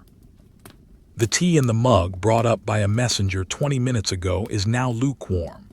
It sits on the chart table, a dark liquid with a skin of milk forming on the surface. The cup is heavy, thick white ceramic with the company crest, a blue flag with a white star, chipped and faded on the side. The officer picks it up, cupping his hands around it to steal the last remnants of heat. The ceramic is smooth, a contrast to the rough wool and the pitted steel.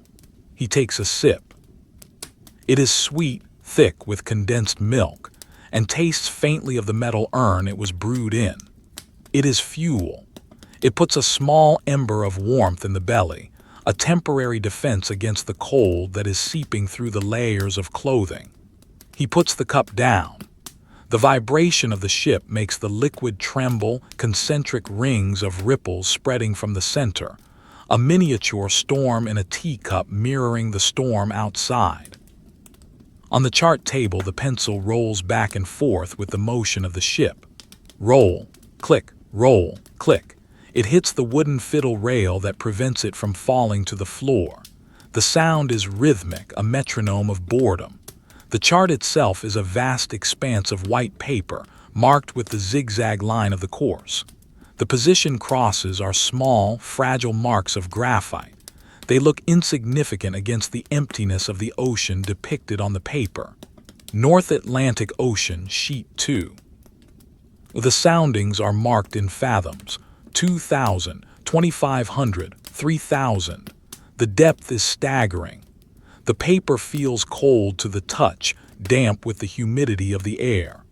The smell of the chart room is the smell of graphite, eraser dust, and damp canvas.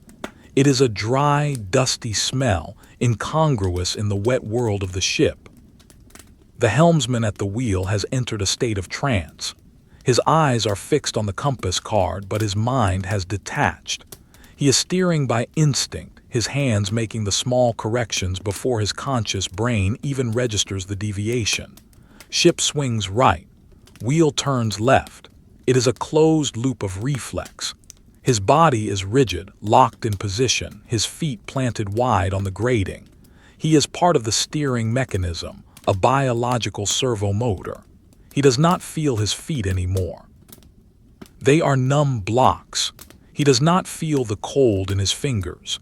He exists only as an extension of the rudder. The red light of the binnacle reflects in his eyes, giving him a demonic, hollow look. He is the Karen of this ferry, guiding it across the river of night. The ship groans. It is a deep structural complaint that seems to come from the keel itself. Urgh. It happens when the bow falls off a particularly large wave and slams into the trough. The whole frame of the vessel shudders, the masts whip, the aerials twang. It feels like the ship is bending, flexing like a living thing in pain. The rivets are holding, but they are screaming under the sheer force. The watchkeepers pause, listening. They know the sound. They respect it. It is the sound of the limit being tested. How much more can she take? The steel is old. The fatigue is cumulative. But the groan fades, replaced by the hiss of the water rushing along the scuppers, and the breath is released. She holds. She always holds. Down on the foredeck, the windlass, the massive steam winch used to raise the anchor, is a mound of ice. It looks like a sleeping polar bear. The steam pipes that feed it are lagged with canvas and asbestos, but the heat has long since been sucked away. The hawse pipes, where the anchor chains disappear into the locker below, are spurting water with every plunge of the bow. Whoosh, splatter. The water shoots up like a geyser, freezing as it hits the deck. The forecastle head is a no-man's land. To go there is to risk death. The safety lines are buried in ice. The deck plating is a skating rink. The sea washes over it freely, claiming it as its own. The ship ends at the break of the forecastle. Beyond that is the domain of the Atlantic. The sensation of time is warped. There is no past, no future. There is only this roll, this wave, this gust of wind. The memories of home, a warm bed, a green field, a sunlit street are fading, becoming like dreams from another life. Did those things really exist? Or has the world always been dark, cold, and moving? The mind struggles to conjure the sensation of heat. It tries to remember the feeling of the sun on the back of the neck. It fails. The cold is too immediate, too overwhelming. It overwrites the memory banks. The reality of the ice is the only reality that matters. The bridge wing railing is now so thick with ice that the hand cannot grip it. The glove slides over the smooth, undulating surface of the rime. It feels like polished stone. To hold on, one must hook the arm through the gap in the rails, locking the elbow around the stanchion. This brings the body closer to the steel, closer to the cold. The coat presses against the frozen metal. The cold leaches through the wool, through the sweater, through the flannel shirt, finding the skin. It feels like a burn. It initiates a shiver, a violent, uncontrollable spasm of the muscles that starts in the shoulders and ripples down the spine. CHK, CHK, CHK, CHK. The teeth chatter. The jaw muscles ache from the tension of trying to keep the mouth closed. The shivering is the body's furnace trying to restart, burning the last reserves of glycogen to generate heat. In the distance, off the starboard bow, a flare goes up. It is faint, muffled by the snow, a dull pop and a momentary glow of magnesium white that hangs in the sky for a second before being swallowed by the clouds. A snowflake, a trick of the eye, or a signal. The officer stiffens. He raises his binoculars, pressing the freezing eye cups into his sockets. He stares into the swirling gray. Nothing. No second flare, no explosion, no red glow of a burning tanker. Just the dark. Was it a star breaking through, a meteor? or a distress rocket from a straggler miles away calling for help that will never come. The convoys do not stop. They cannot stop. To stop is to die. If there is a ship back there sinking in the dark, she dies alone. The knowledge of this cruelty is heavy. It sits in the chest like a stone. The officer lowers the binoculars. He notes the time. He writes nothing in the log. Observed possible light bearing green 45. Duration 2 seconds. No further sighting. It is a tombstone in a sentence. The sound of the ocean is changing with the snow. The sharp hiss of the spray is dampened, replaced by a softer, more muffled roar. The snow acts as a sound absorber. The world feels quieter, more intimate, and yet more claustrophobic. The walls of the room have moved in. The ceiling has lowered. The sea is a slushy, heavy mixture of brine and ice crystals. It moves sluggishly. It looks like molten lead, heavy and toxic. The waves do not break so much as crumble, the white foam looking gray in the absence of light. It is a dead ocean, a lifeless landscape of rolling hills that go on forever. Deep inside the layers of wool, the body itches. The skin is dry, flaky, and irritated by the coarse fibers. The socks are damp with sweat that has turned cold. The feet are swollen. There is a desire to strip off the heavy layers, to scratch, to breathe, to feel air on the skin. But to do so would be fatal. The clothing is a life support system. The itch is a reminder of the nerves still functioning. The man rubs his arm against his chest, a clumsy motion to relieve the sensation. He stomps his feet again. Thump, thump. The vibration travels up the shin bones. It hurts. Pain is good. Pain means life. Numbness is the enemy. When the pain stops, the frostbite begins. The shadows on the bridge wing take on forms. The canvas cover of the searchlight looks like a hooded monk, head bowed in prayer. The shape of the Polaris stand looks like a crouching gargoyle. The brain, bored and starved of stimuli, engages in pareidolia, finding patterns in the randomness. The officer stares at the hooded monk. He knows it is a searchlight. He knows underneath the canvas is a carbon arc lamp and a glass mirror. But in the corner of his eye, the monk seems to breathe. The fabric ripples in the wind. The monk nods. The officer looks away, forcing his focus back to the sea. He shakes his head. "Stay sharp," he mutters. His voice sounds strange, croaky, and foreign in his own ears. It is the first word he has spoken in an hour. The smell of the funnel smoke swirls down, caught in the downdraft of the storm. It is thick, sulphurous, and choking. It mixes with the clean smell of the snow. It tastes of coal ash and unburnt oil. Its grit is felt between the teeth. The soot settles on the pristine white ice of the railing, speckling it with black dots. It settles on the face, filling the pores with grime. The men of the convoy are marked by this soot. It is the war paint of the merchant navy. They have stoker's eyes, rimmed with black dust. In the dark, they look like raccoons, or like skulls with dark hollows. The smoke is a constant companion, the exhaust of the effort to survive. The ship climbs a long swell, the engine pitch rising slightly as the propeller nears the surface. Thrum, thrum, thrum, thrum. Then she tips over the crest. The pitch drops. Thrum, thrum, thrum. She slides down the face of the wave. The stomach lifts, a sensation of weightlessness. It is like an elevator descending too fast. The darkness of the trough rises up to meet the bridge. The horizon disappears completely. For a moment, the ship is in a valley of water, surrounded by walls of liquid moving at 30 miles an hour. Then the next wave lifts her again. It is a cycle of resurrection and burial over and over again. Up to the sky, down to the grave. Up to the sky, down to the grave. The rhythm is hypnotic. It lulls the senses. It makes the eyelids heavy. The watchkeeper leans against the back of the wheelhouse, finding a corner where the vibration is less intense. He closes his eyes for a second, just a second, to rest them from the sting of the snow. Immediately, he sees bright geometric patterns, the firing of the optical nerves in the absence of light. Spirals of neon green, flashes of purple. He sways. He jerks his head up, opening his eyes wide.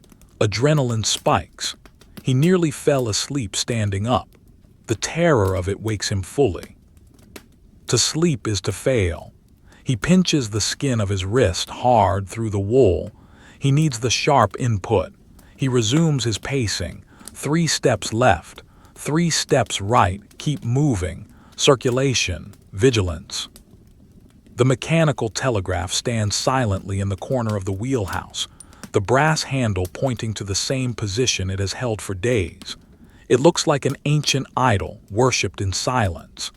The chain that connects it to the engine room is a physical link to the men below. The greasers, the firemen, the engineers. They are in the light, in the heat, surrounded by the noise of the pistons.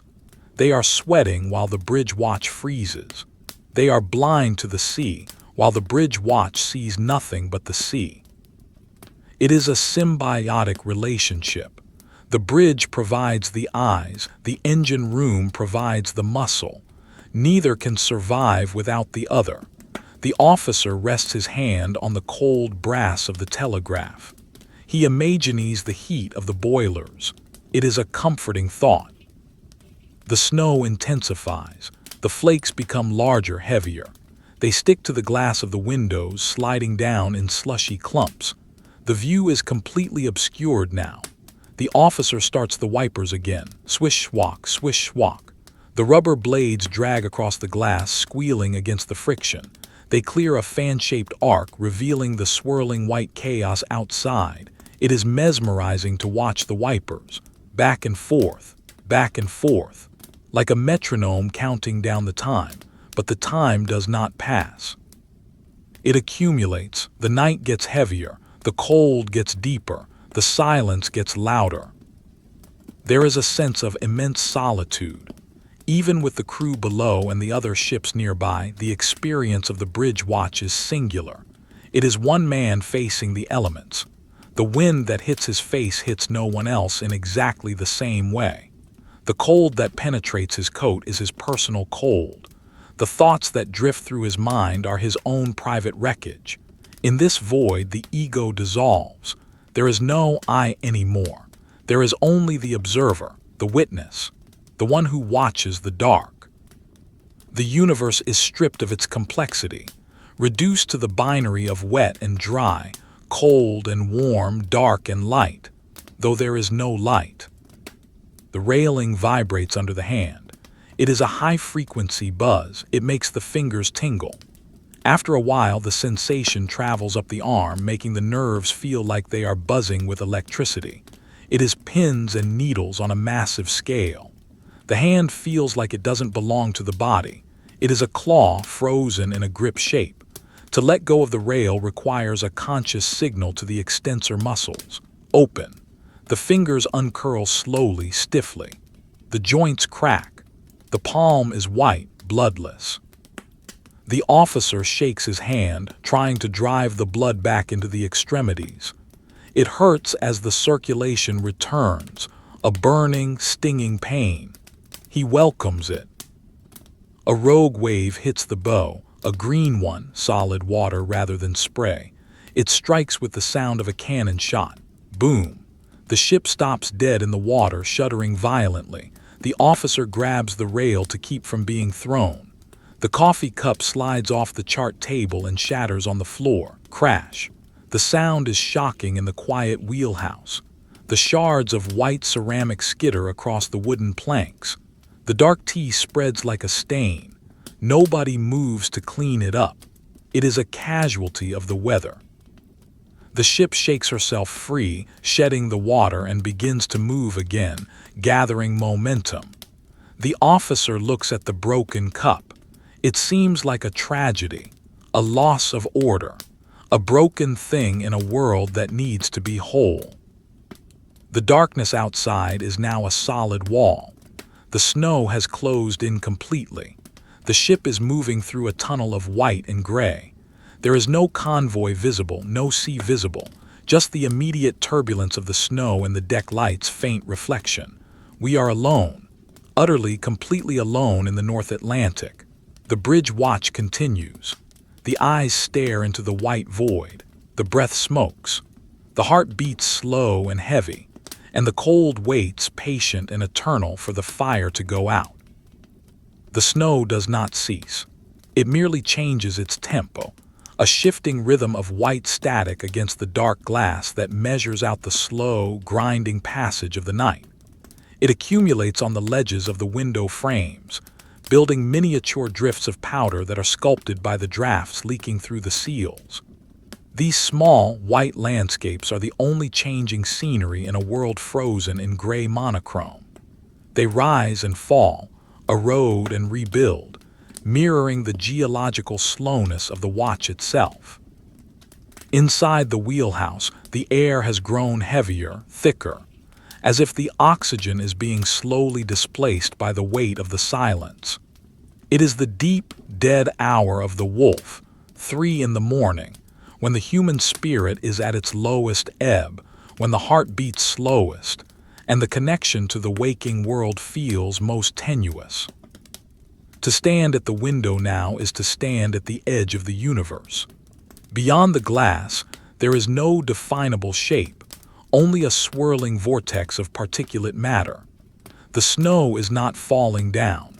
It is streaming past, horizontal streaks of white charcoal drawn rapidly across a black canvas.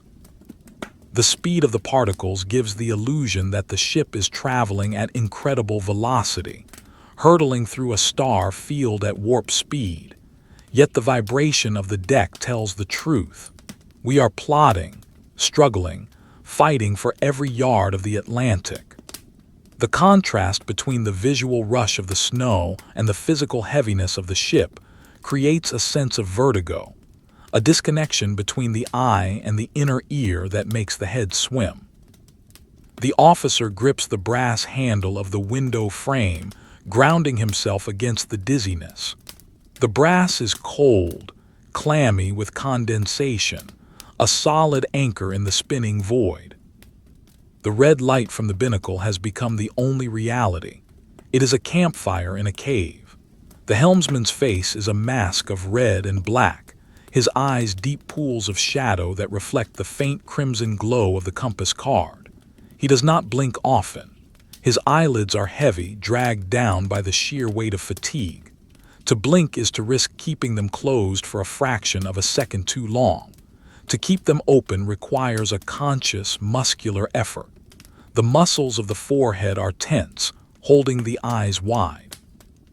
The strain radiates backward, a dull ache at the base of the skull that pulses in time with the engines. Throb, throb, throb. It is the headache of the watchkeeper, a familiar companion that arrives every night around this time, a pressure band tightening around the temples. The ship is talking to herself again. In the lull of the wind, the internal sounds of the vessel become audible, a chorus of metallic complaints. There is a squeak in the steering gear, a rhythmic chirp-chirp like a cricket made of iron buried somewhere in the bulkhead. There is the rattle of a loose door hook tapping against the wood. Tap, tap, tap. There is the deep, resonant booming of the empty fuel tanks forward, drumming like a hollow gourd when the waves strike the hull. These sounds are the language of the structure. They tell of the stress, the fatigue of the rivets, the flexing of the girders. The officer listens to them, categorizing them. Squeak is normal. Rattle is annoying but safe. Boom is the sea knocking to get in. As long as the chorus remains unchanged, the ship is safe. It is when a new sound joins the symphony, a sharp crack, a rushing of water, a hiss of steam, that the heart stops. But tonight the song is the same. It is the song of endurance. The chart table is a landscape of stillness. The chart weight, a heavy canvas bag filled with lead shot, sits on the corner of the paper to keep it from rolling up. The texture of the bag is rough, stained with graphite and oil. It looks like a sleeping animal. Beside it, the parallel rulers lie dormant, their brass hinges tarnished. The protractor is a clear plastic half-moon catching a glint of the orange chart light. These tools are waiting. They are static. They represent the intellectual effort of navigation, which has now paused. We are on the rail. We are in the groove. There is nothing to plot until the dawn star sights if the clouds ever break. For now, the navigation is purely faith-based. We trust the engine revolutions. We trust the compass. We trust that the ocean is where we think it is. The smell of the wheelhouse has evolved. It now carries the scent of damp wool drying, a musky, organic smell that mixes with the sharp tang of the brass polish and the underlying odor of the ship's fuel oil. It is a cozy smell, in a way, the smell of a burrow. It contrasts violently with the smell of the air outside, which is thin, sharp, and smells of nothing but ice and ozone. To breathe the inside air is to feel a false sense of security. To breathe the outside air is to taste the threat. The officer steps to the door, cracking it open for a second to refresh the atmosphere. The wind screams in the gap, a high-pitched banshee wail that cuts through the silence. Snow swirls in, dancing across the floorboards before melting into dark, wet spots. The temperature plummets instantly. The helmsman shivers. The door is slammed shut. The latch clicks. The sanctuary is resealed, but the cold draft lingers around the ankles, a reminder of the thinness of the walls. In the pocket of the greatcoat, the fingers trace the outline of a box of matches. The texture of the cardboard is rough, the edges soft and worn. It is a fidgeting habit. The mind craves a cigarette not just for the nicotine, but for the ritual. The striking of the match, the flare of light, the deep inhale, the glowing ember. It is a sequence of actions that signifies a break, a moment of personal time. But there is no smoking on the bridge. The blackout is absolute. The crave remains a dull hunger, another layer of denial to add to the cold and the sleep deprivation. The officer releases the box, his hand finding the cold lining of the pocket instead. He clenches his fist, stretching the stiff leather of his glove. The view through the clear view screen is a hypnotic tunnel. The spinning glass creates a circle of vision that seems to detach from the rest of the window. In the center of this circle, the snow looks different. It streaks faster, more violently. The water on the glass is flung outwards in a constant radial spray. It looks like a blurred iris, an eye staring back into the wheelhouse. Through this eye, the sea is visible only as a shifting mass of lighter and darker grays. A white cap appears, ghostly and ragged, then vanishes. A swell rises, blocking the view, then falls away. It is like watching a heavy, gray curtain being shaken by an invisible hand. There is no horizon, no sky, no separation between the elements. It is all one fluid, chaotic medium. The cold has settled into the floorboards. The wood, usually an insulator, has become a conductor of the freezing temperature from the steel deck below. The cold seeps through the rubber soles of the boots, through the wool socks, and into the feet. The toes feel like they have been replaced by pebbles, hard, round, and unfeeling. The officer stamps his feet. Thud, thud. It is a dull sound. He walks the perimeter of the wheelhouse. The pacing is a way to generate heat, but it is also a way to measure the space. 12 steps across, 8 steps deep. It is a cage. He knows every knot in the wood, every scratch on the varnish. He knows the way the floor slopes near the door. He walks with the roll, his body compensating instinctively. When the ship rolls to port, he walks uphill. When she rolls to starboard, he walks downhill, checking his momentum. It is a dance with the ship, a partner he has held for weeks. The silence of the radio room, connected by a voice pipe, is a heavy thing. The radio officer is listening. He is sitting in a small metal room aft of the bridge, wearing heavy headphones, tuning the dials of his receiver. He is listening to the static of the atmosphere, Crackle, hiss, pop. He is listening for the Morse code of a distress signal, the frantic tapping of a ship under attack. SOS, SOS. But tonight, the static is the only sound.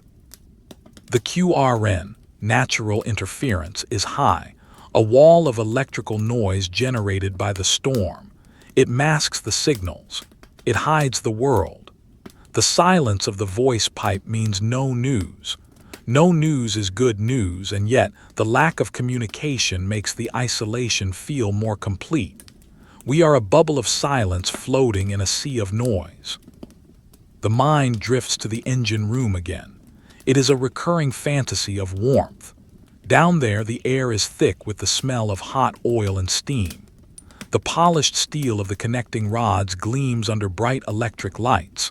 The stokers are shoveling coal into the roaring furnaces, their bodies slick with sweat, the orange light of the fire painting their skin. It is a vision of hell that looks like heaven to the frozen men on the bridge. The heat, the noise, the light. Here, there is only the cold, the silence, and the dark.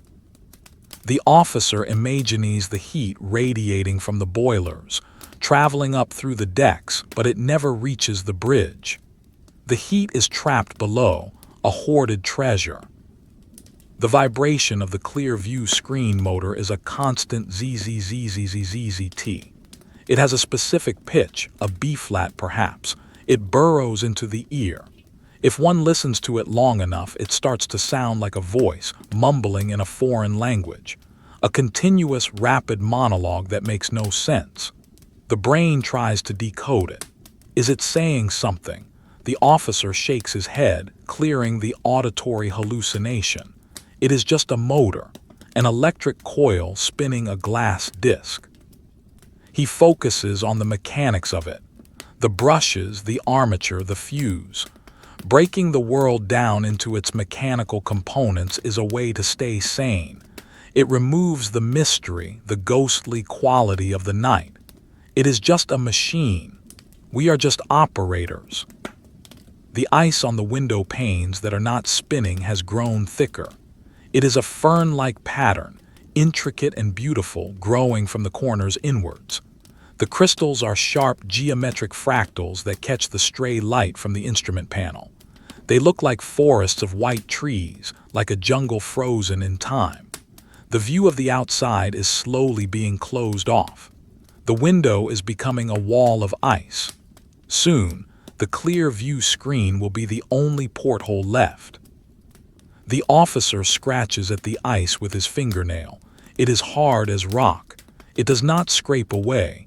It yields only a fine white powder. The cold of the glass burns his fingertip through the glove. He pulls his hand back. The ice wins. A sudden lurch of the ship sends the officer stumbling. He grabs a stanchion to steady himself. The ship has fallen into a hole in the sea, a deep trough that was unexpected. The stomach drops, the knees buckle, then comes the impact. Wham! The bow strikes the bottom of the trough. The whole structure rings like a bell. The vibration is violent, rattling the teeth. The compass card swings wildly. The helmsman fights the wheel, his knuckles white. "Ease her," the officer whispers, though the helmsman cannot hear him. "Ease her." The ship shudders, shakes off the tons of water that have crashed over the bow, and begins the slow, agonizing climb up the next wave. It is a moment of violence that punctuates the boredom. It reminds them of the power of the water. The sea is not sleeping. It is merely waiting for a mistake. The texture of the darkness is not uniform. There are layers to it. There is the immediate darkness of the bridge, which is a soft, grainy gray. There is the darkness of the glass, which is a reflective, wet black. And there is the darkness of the outside, which is a deep, swallowing void that feels infinite. When the snow thins for a moment, the darkness outside seems to open up, revealing a depth that is terrifying. It is the darkness of the grave, of the deep ocean trench. It pulls at the eyes. It invites the gaze to linger, to lose itself. The officer looks away, focusing on the familiar shape of the telegraph. He needs objects. He needs hard edges. He needs things that are man-made and finite. The wool of the scarf around the neck has become damp with breath. It is a cold, clammy collar that chafes the skin. The moisture freezes on the outer layer, forming a crust of ice. The inner layer is warm and wet. It is an uncomfortable microclimate. The officer adjusts it, turning the scarf to find a dry spot, but there are no dry spots left. He tucks his chin down, burying his face in the wool. The smell of wet sheep is overwhelming. It is the smell of the watch.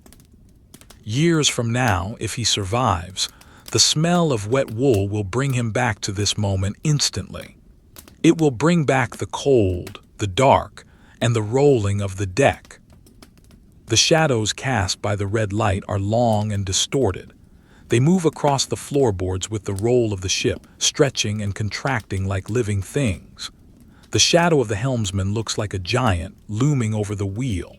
The shadow of the telegraph looks like a cross. The interplay of light and dark is dramatic, a chiaroscuro scene drawn in heavy charcoal. The edges are soft, blurred by the dimness. There are no sharp lines here. Everything is fuzzy, indistinct. It is a world seen through half-closed eyes. The visual cortex is starved of data, so it amplifies the shadows, giving them weight and substance. The officer checks the logbook. He runs his finger down the column of entries, 0, 100, 200. The handwriting changes slightly with each entry, becoming more jagged, more spidery as the fatigue sets in. The letters are slanted, pushed by the motion of the ship. Wind in W7, sea rough, overcast, snow. The words are repetitive. They tell a story of monotony.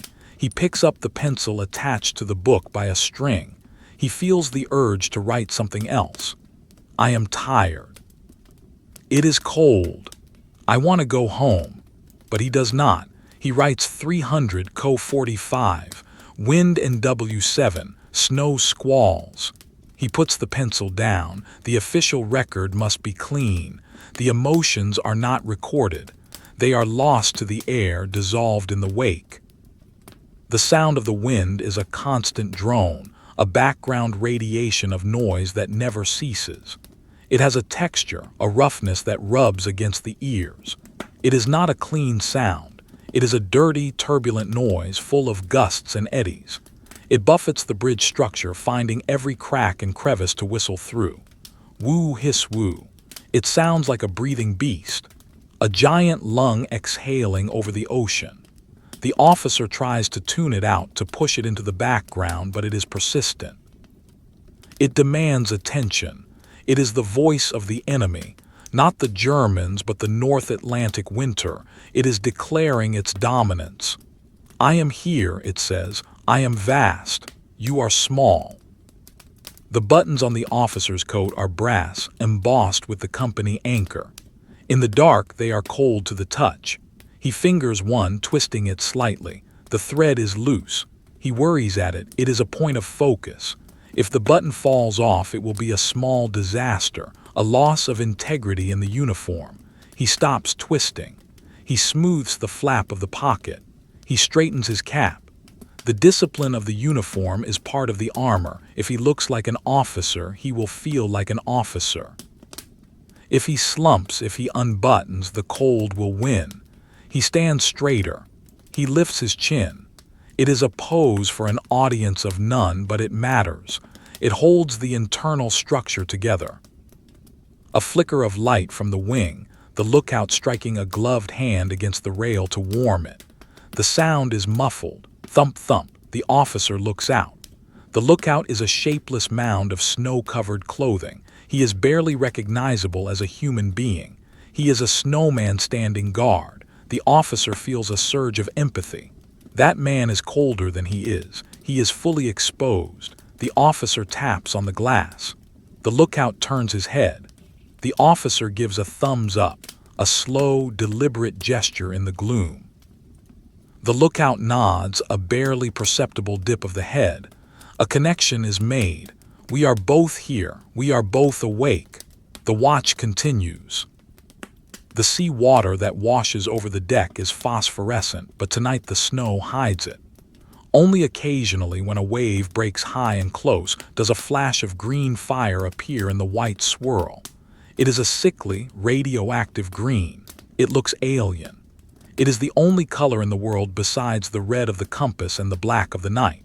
It flares and dies in an instant. The ocean is full of light, hidden under the surface.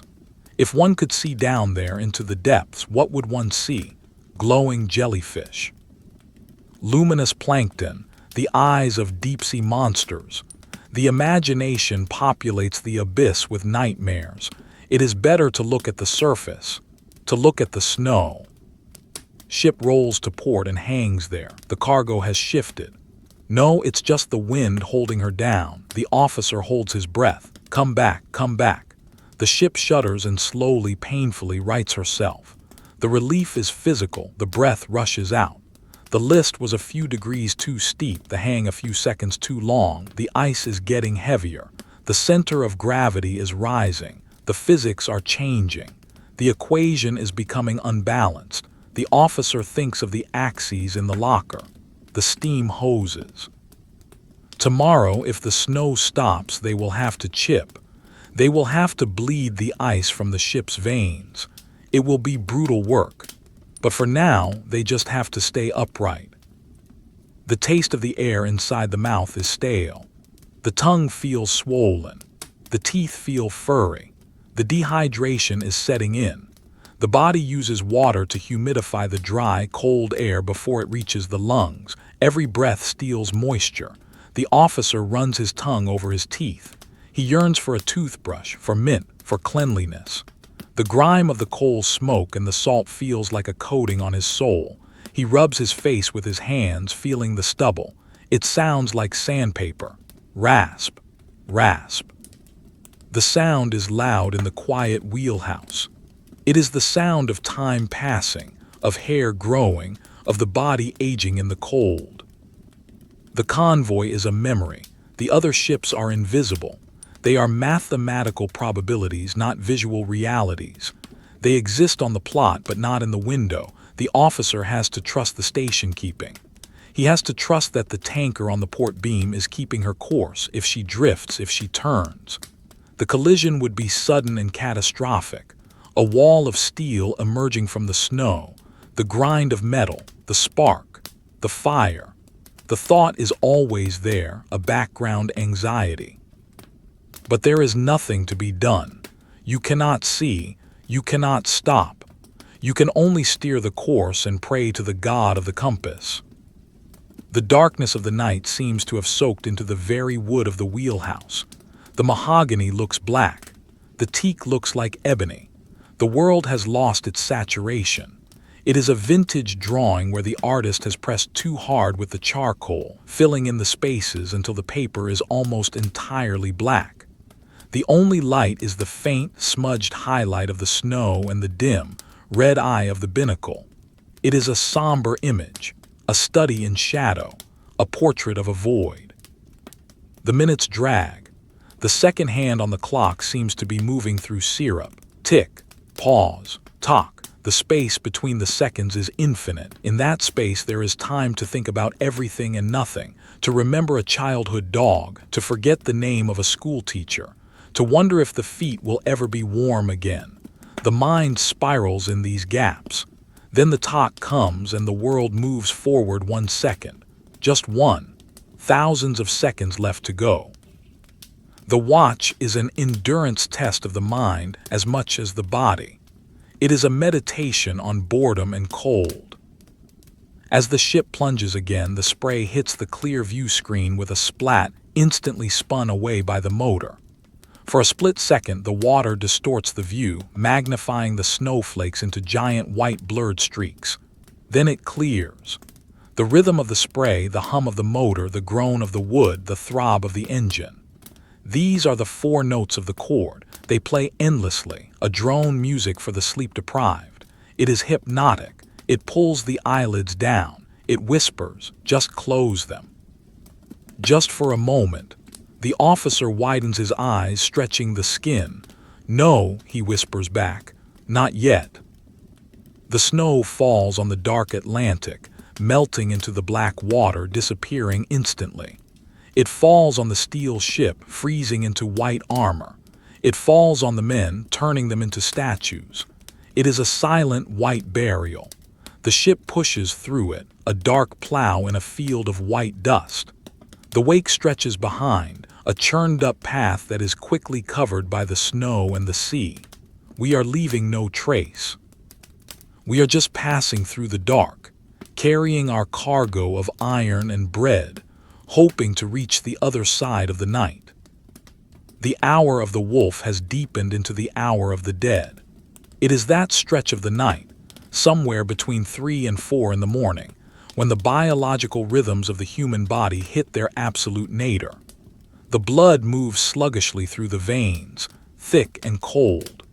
The heart rate drops to a resting tempo, barely sufficient to pump warmth to the extremities. The mind, starved of stimuli and exhausted by the constant vigilance, begins to detach from the reality of the bridge. It floats in a gray hinterland between wakefulness and sleep, a purgatory of awareness where the only anchors are the physical sensations of discomfort, the ache in the lower back, the numbness of the toes, and the stinging dryness of the eyes. The ship feels heavier now, as if the night itself has added mass to the cargo and the holds. She plows through the water with a sullen, dogged persistence, pushing aside the Atlantic, which seems to have thickened into a viscous, black gel. The snow continues to stream past the windows, but its character has changed. It is no longer the frantic, swirling blizzard of an hour ago. Now it is a steady, relentless curtain of white dust, driven horizontally by a wind that has settled into a monotone roar. The flakes are small, hard, and dry. They hit the glass with a sound like sandblasting hiss, hiss, hiss. They do not stick anymore. They bounce off the frozen surface, leaving no trace but a momentary blur.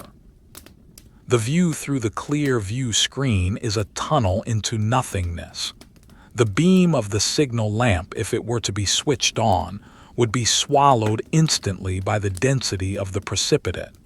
There is no world beyond the railing. The universe ends at the scuppers. Inside the wheelhouse, the silence has a texture. It is a woven fabric of small, repetitive sounds that have been heard for so hours they have ceased to be noise and have become the background radiation of existence. The creak of the teak grating under the helmsman's boot, the rattle of the brass ring on the curtain rod, the hum of the gyrocompass repeater, the thrum of the engine vibration traveling up the steel bulkheads. These sounds are the pulse of the ship. If one were to stop, the silence would be deafening. The officer of the watch listens to them subconsciously. He is tuned to the frequency of the vessel. He knows the difference between the creak of a strain and the crack of a fracture. Tonight, the ship sounds tired. She sounds old. The metal groans with a deep, structural weariness as she twists in the seaway. The cold has permeated everything. It is no longer an intruder. It is a resident. It lives in the mahogany of the chart table, in the brass of the telegraph, in the wool of the coats. It radiates from the steel floor, sucking the heat out of the boot soles. The officer's feet are 2 blocks of ice. He tries to wiggle his toes, but the signal from the brain seems to get lost on the way down. There is no sensation, just a dull, heavy presence at the end of the legs. He stamps them again, thump, thump, but the sound is hollow, deadened by the thick rubber and the wooden floor. The impact sends a jolt of pain up the shins, a sharp reminder that the nerves are still alive, buried deep under the frozen flesh. The binnacle light seems to have grown dimmer, or perhaps the eyes have just grown less sensitive. The red glow is muddy, a smudge of crimson pastel on a dark page. It illuminates the helmsman's hands on the wheel, but they look like the hands of a statue, gray and lifeless. The knuckles are swollen. The skin is rough. They grip the spokes with a permanence that suggests they have been there for centuries.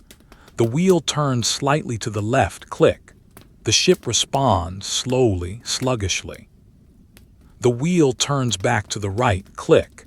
It is a conversation between the man and the rudder, carried out in a language of hydraulic pressure and resistance. There is no thought involved anymore. It is muscle memory. It is the body doing what it has been trained to do, while the mind wanders in the white fog of fatigue.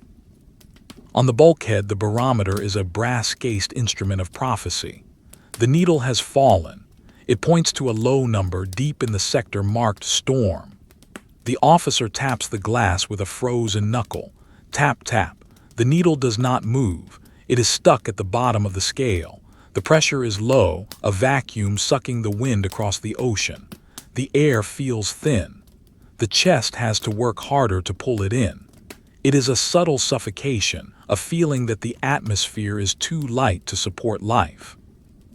The officer stares at the needle. He traces the curve of the glass. He knows what it means. It means the wind will not drop. It means the sea will not calm. It means the next watch will be just as bad as this one. He turns away, his face expressionless in the dark. The smell of the stale tea in the broken cup on the floor has changed. It now smells sour, mixing with the smell of the wet wood. The puddle has frozen around the edges, a brown sludge turning into ice. It is a small hazard in the darkness. The officer steps around it carefully. He does not have the energy to clean it up. It will wait for the morning. Everything waits for the morning. The concept of morning is abstract. It is a theoretical point in the future where the light returns. But in this season, at this latitude, the morning is just a lighter shade of gray. It brings no warmth. It brings only the ability to see the size of the waves that have been tossing the ship all night. Sometimes the darkness is better. The darkness hides the monsters. The chart room curtain is a heavy velvet drape, weighted at the bottom with lead shot to keep it from swinging. It is a barrier between the dim red world of the wheelhouse and the even dimmer orange world of the chart table. The officer pushes through it. The fabric is heavy, dusty, and smells of old tobacco smoke. Inside the small enclosure, the air is still. The chart lies on the table, a vast expanse of white paper marked with the pencil line of the course. He leans over it, supporting his weight on his hands. The light from the chart lamp is shielded, directed downwards in a pool of illumination. In this light, the texture of the paper is visible. The grain, the fibers, the eraser marks from previous voyages. It is a topographical map of the ship's history. He picks up the dividers. The brass is cold. He measures the distance traveled in the last hour. It is pitifully small, 8 miles, maybe 9. The headwind is holding them back. The propeller is churning the water, but the slip is high. The ship is fighting for every inch. He marks the estimated position with a small cross. Exit is a tiny mark on a huge ocean. He looks at the vast empty space between the cross and the coast of Ireland. It looks infinite. Inches on paper, but days of suffering in reality. He puts the dividers down. They clatter softly on the wood. He rubs his eyes with the heels of his hands, seeing stars and geometric shapes explode in the darkness behind his eyelids. The sound of the wind outside has acquired a vocal quality. It moans around the corners of the bridge structure, a low, resonant note that sounds like a cello being played by a ghost. MMMMMMMoo. Then it rises to a shriek as a gust hits the rigging. Wee. It is a song of desolation. It speaks of the ice caps, of the frozen tundra, of the places where no life exists. It wears down the resistance of the mind. It makes the listener feel small, fragile, insignificant. The officer tries to hum a tune to himself to create a countersound, a human sound. But the wind drowns him out. His throat is dry. The tune dies on his lips. He listens to the wind. He submits to the wind. The texture of the ship's vibration changes as the bow rises on a particularly steep wave. The engine note deepens, laboring against the gradient. Chug, chug, chug. Then the crest passes and the propeller races slightly as the stern lifts. Whir, whir. The vibration becomes a higher frequency buzz that rattles the teeth. Then the stern drops, the prop bites, and the deep throb returns. It is a cycle of exertion and release. The ship is an animal climbing a hill, sliding back, climbing again. The steel frames flex. The rivets hold. The officer feels this in his bones. He is part of the structure. He feels the strain in his own joints.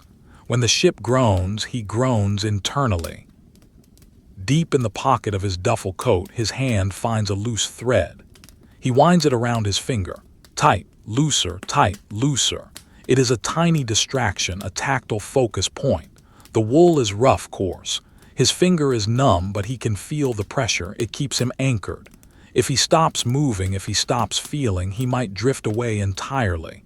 He might just lean against the bulkhead and slide down into the sleep that is waiting to claim him. But he cannot. The thread keeps him awake. The pain in the feet keeps him awake. The cold keeps him awake. The darkness of the wheelhouse is not empty. It is filled with the presence of the men who have stood here before, the ghosts of other watches, the smell of their fear, their boredom, their tobacco. The officer feels a kinship with them. He is just the latest in a long line of men who have stared into the black Atlantic. It is a silent brotherhood. There is no glory in it, no medals for standing watch, just the satisfaction of not sinking, just the quiet pride of endurance. He looks at the helmsman's back. The man is a rock. He hasn't moved his feet in 20 minutes. He is doing his duty. The officer feels a surge of respect. He wants to say something. Good job. Hang in there. But the silence is too heavy. The words would sound trite, so he says nothing. He just watches. The view through the spinning clear view screen is hypnotic. The water streaks are like comets. The snow is like a warp field. The brain tries to make sense of the motion, but there is no reference point. The eyes track the streaks, moving left to right, left to right. It causes a mild nausea, a seasickness of the eye. The officer looks away, focusing on the dark wood of the window frame. He counts the screws. 1, 2, 3, 4. Brass screws countersunk flush with the wood. He notes the slot of the screw head.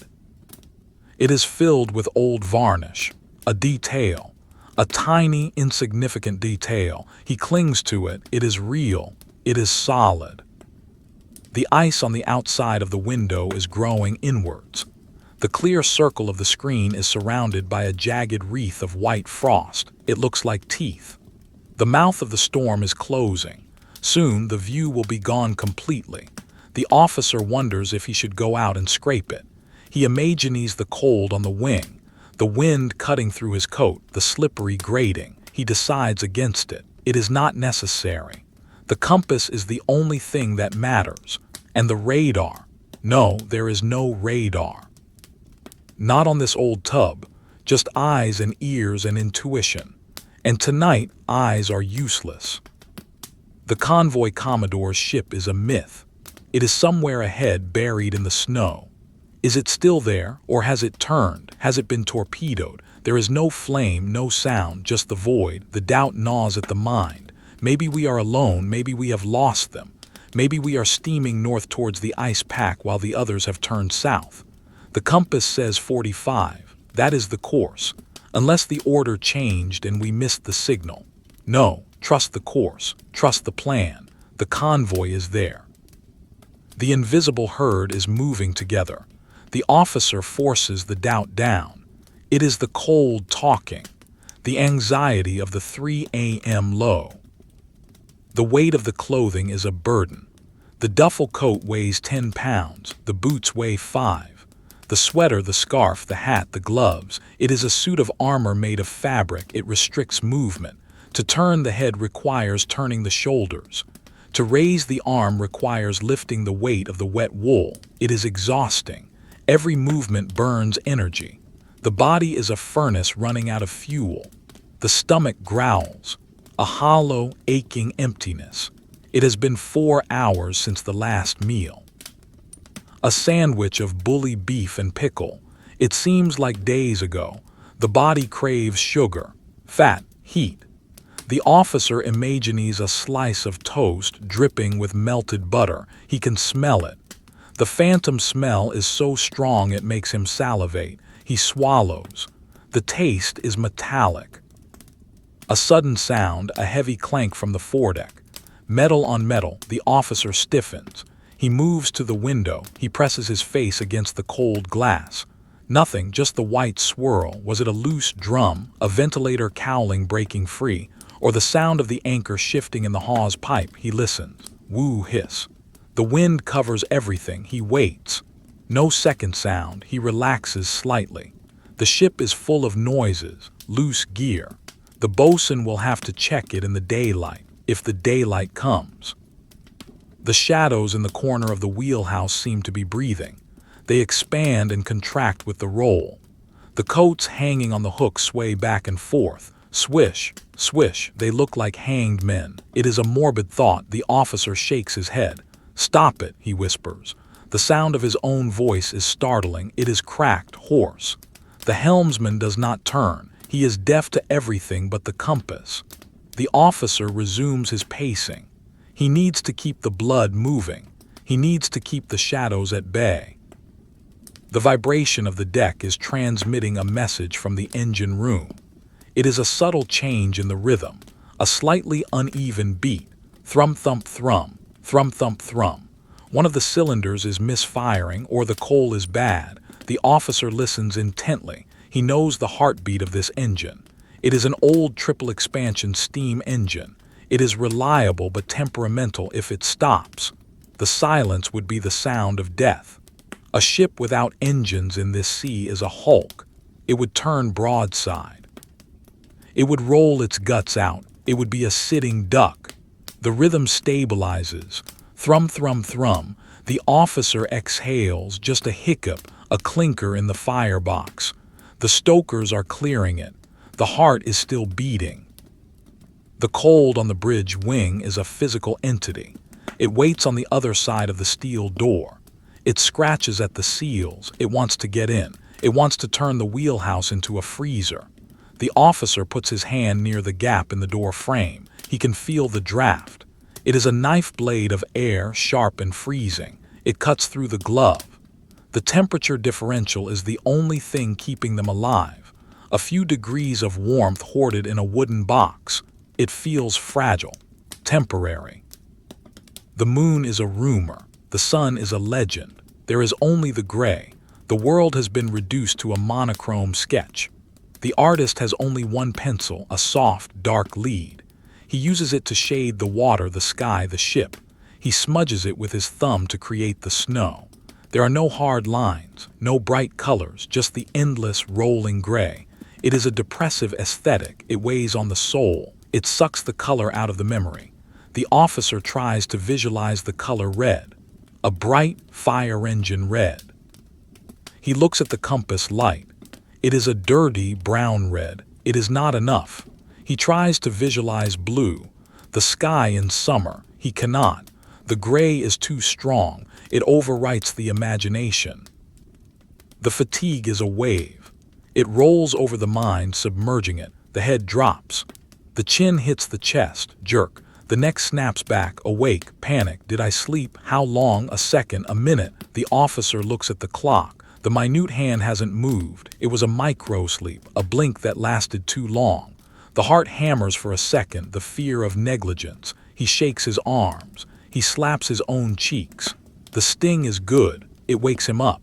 He is fighting a battle against his own biology. The body wants to shut down. The will forces it to continue. The telegraph handle catches a glint of light. It is polished brass, but it looks dull in the gloom. It is the only bright object in the room. The officer stares at it. He traces the shape of the handle with his eyes. It is a connection to power. If he pushes it, the ship moves. If he pulls it, the ship stops. It is a simple control for a complex machine. He wonders about the men who made it. In a warm factory in Birmingham or Glasgow, did they imagine it here, frozen, covered in salt? Standing as a silent witness to the long watch? Probably not. They just machined the brass and went home to their tea. The snow is piling up on the window ledge outside. It is 3 inches deep now. A miniature mountain range of white powder. It is beautiful in a way, pure, clean, deadly. The officer looks at it with a detached appreciation. Nature is an artist, but she is a cruel one. She creates beauty that kills. The ice sculptures on the rail, the fractals on the glass, the white dunes on the ledge. They are all masterpieces of the cold. The ship yaws to starboard. The compass card swings. 50, 55. Mind your helm, the officer murmurs. The helmsman grunts. He spins the wheel. The ship hangs, reluctant to turn back into the wind. The wind is pushing the bow. It is a wrestling match. The rudder bites. The ship swings back. 50, 45. Steady. The helmsman checks the swing. The card settles. The dance continues. It is a slow waltz with a heavy partner. The darkness feels infinite. It stretches out in every direction, wrapping the globe. Is it day anywhere? Is there sunlight on the Pacific? It seems impossible. The darkness here is so absolute it feels like it has consumed the sun. It is a heavy, velvet blanket that smothers the world. The officer feels the weight of it on his shoulders. He is carrying the night. He is the atlas of the bridge, holding up the sky of charcoal clouds. The sound of the sea is a hiss, hiss-swish hiss. It is the sound of the hull slicing through the water. It is a wet, cold sound. It reminds the officer that he is surrounded by water, miles of it, deep, cold, black water. He is floating on an abyss. The steel plate beneath his feet is less than an inch thick. It is the only thing separating him from the deep. He trusts the plate. He has to.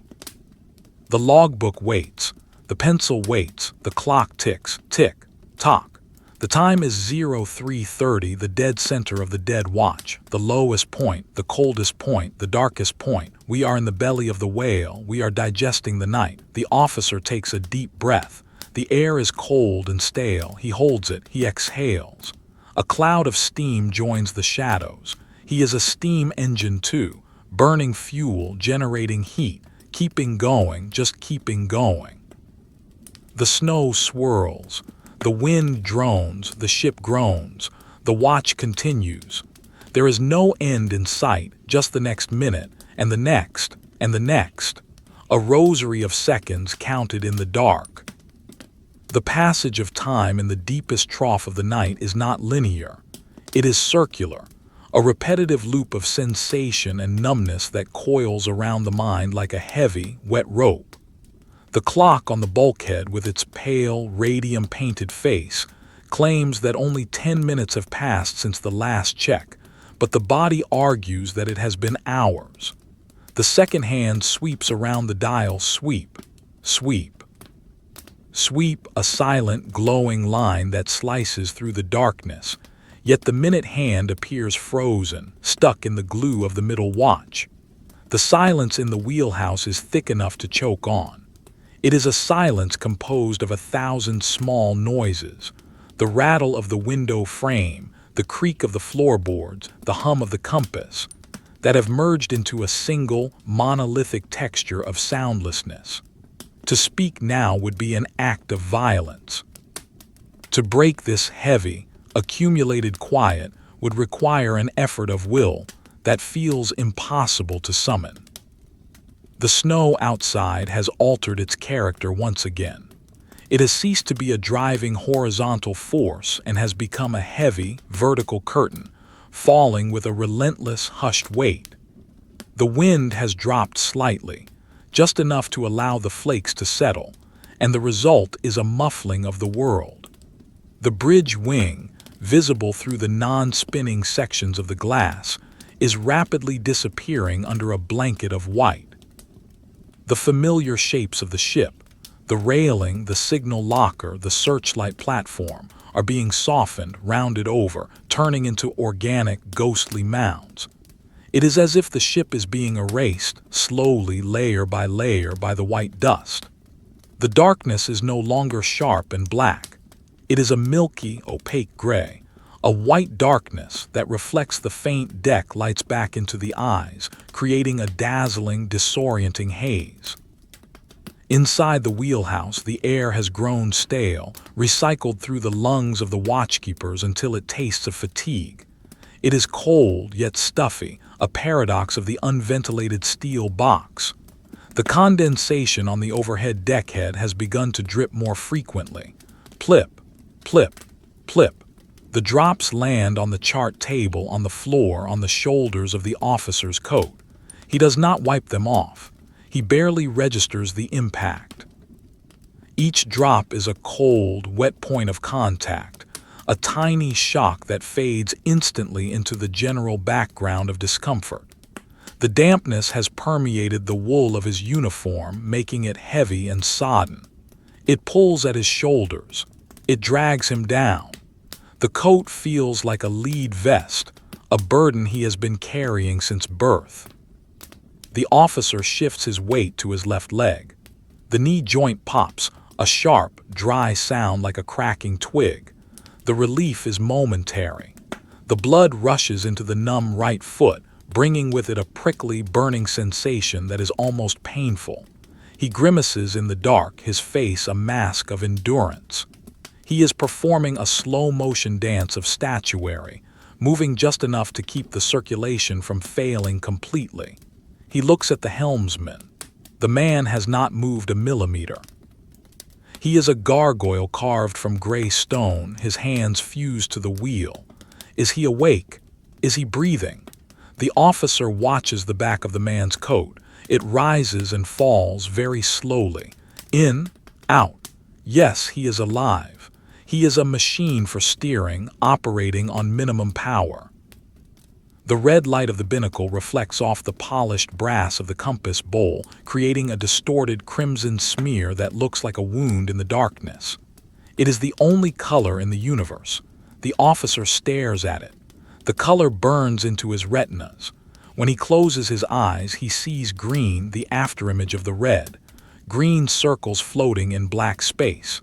He opens his eyes. Red again. It is a visual loop. The mind latches onto it, obsessed with the geometry of the reflection. It looks like a face. No, it looks like a fire. No, it is just light on metal. The brain is tired of processing. It wants to shut down. It wants to turn off the visual cortex and retreat into the black velvet of sleep. The vibration of the deck plate is transmitted through the soles of the boots, up the shin bones, into the knees.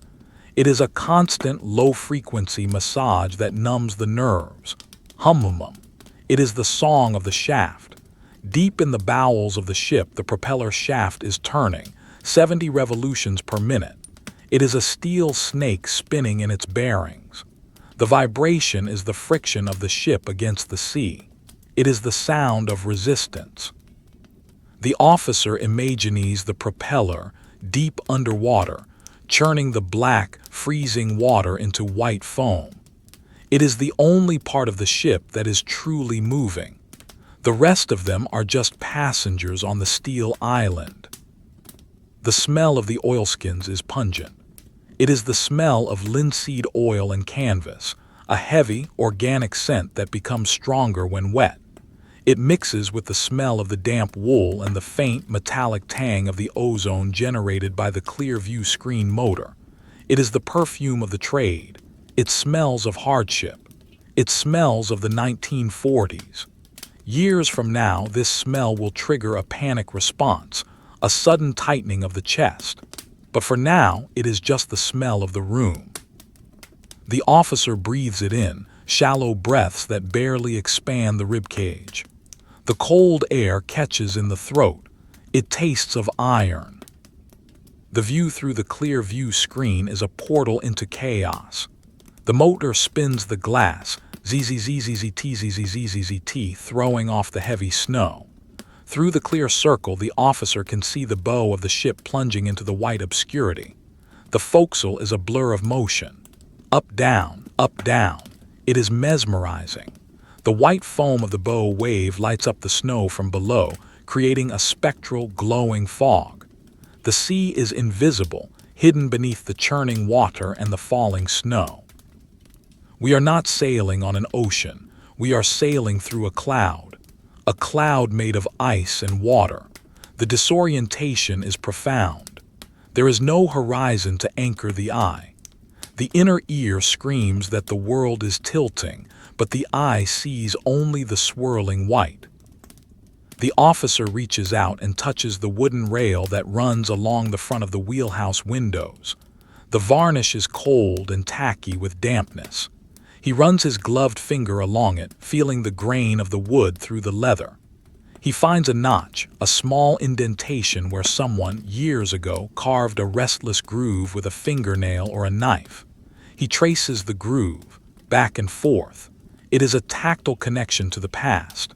Who was he? What was he thinking? Was he cold? Was he afraid? The officer feels a kinship with the unknown carver. They are brothers in the boredom of the watch. They are linked by this small scar in the wood. A sudden gust of wind hits the bridge with a force that shakes the entire structure. The windows rattle in their frames, clack, clack, clack. The ship heels over sharply to starboard. The officer grabs the rail. The angle is steep, 20 degrees, 25.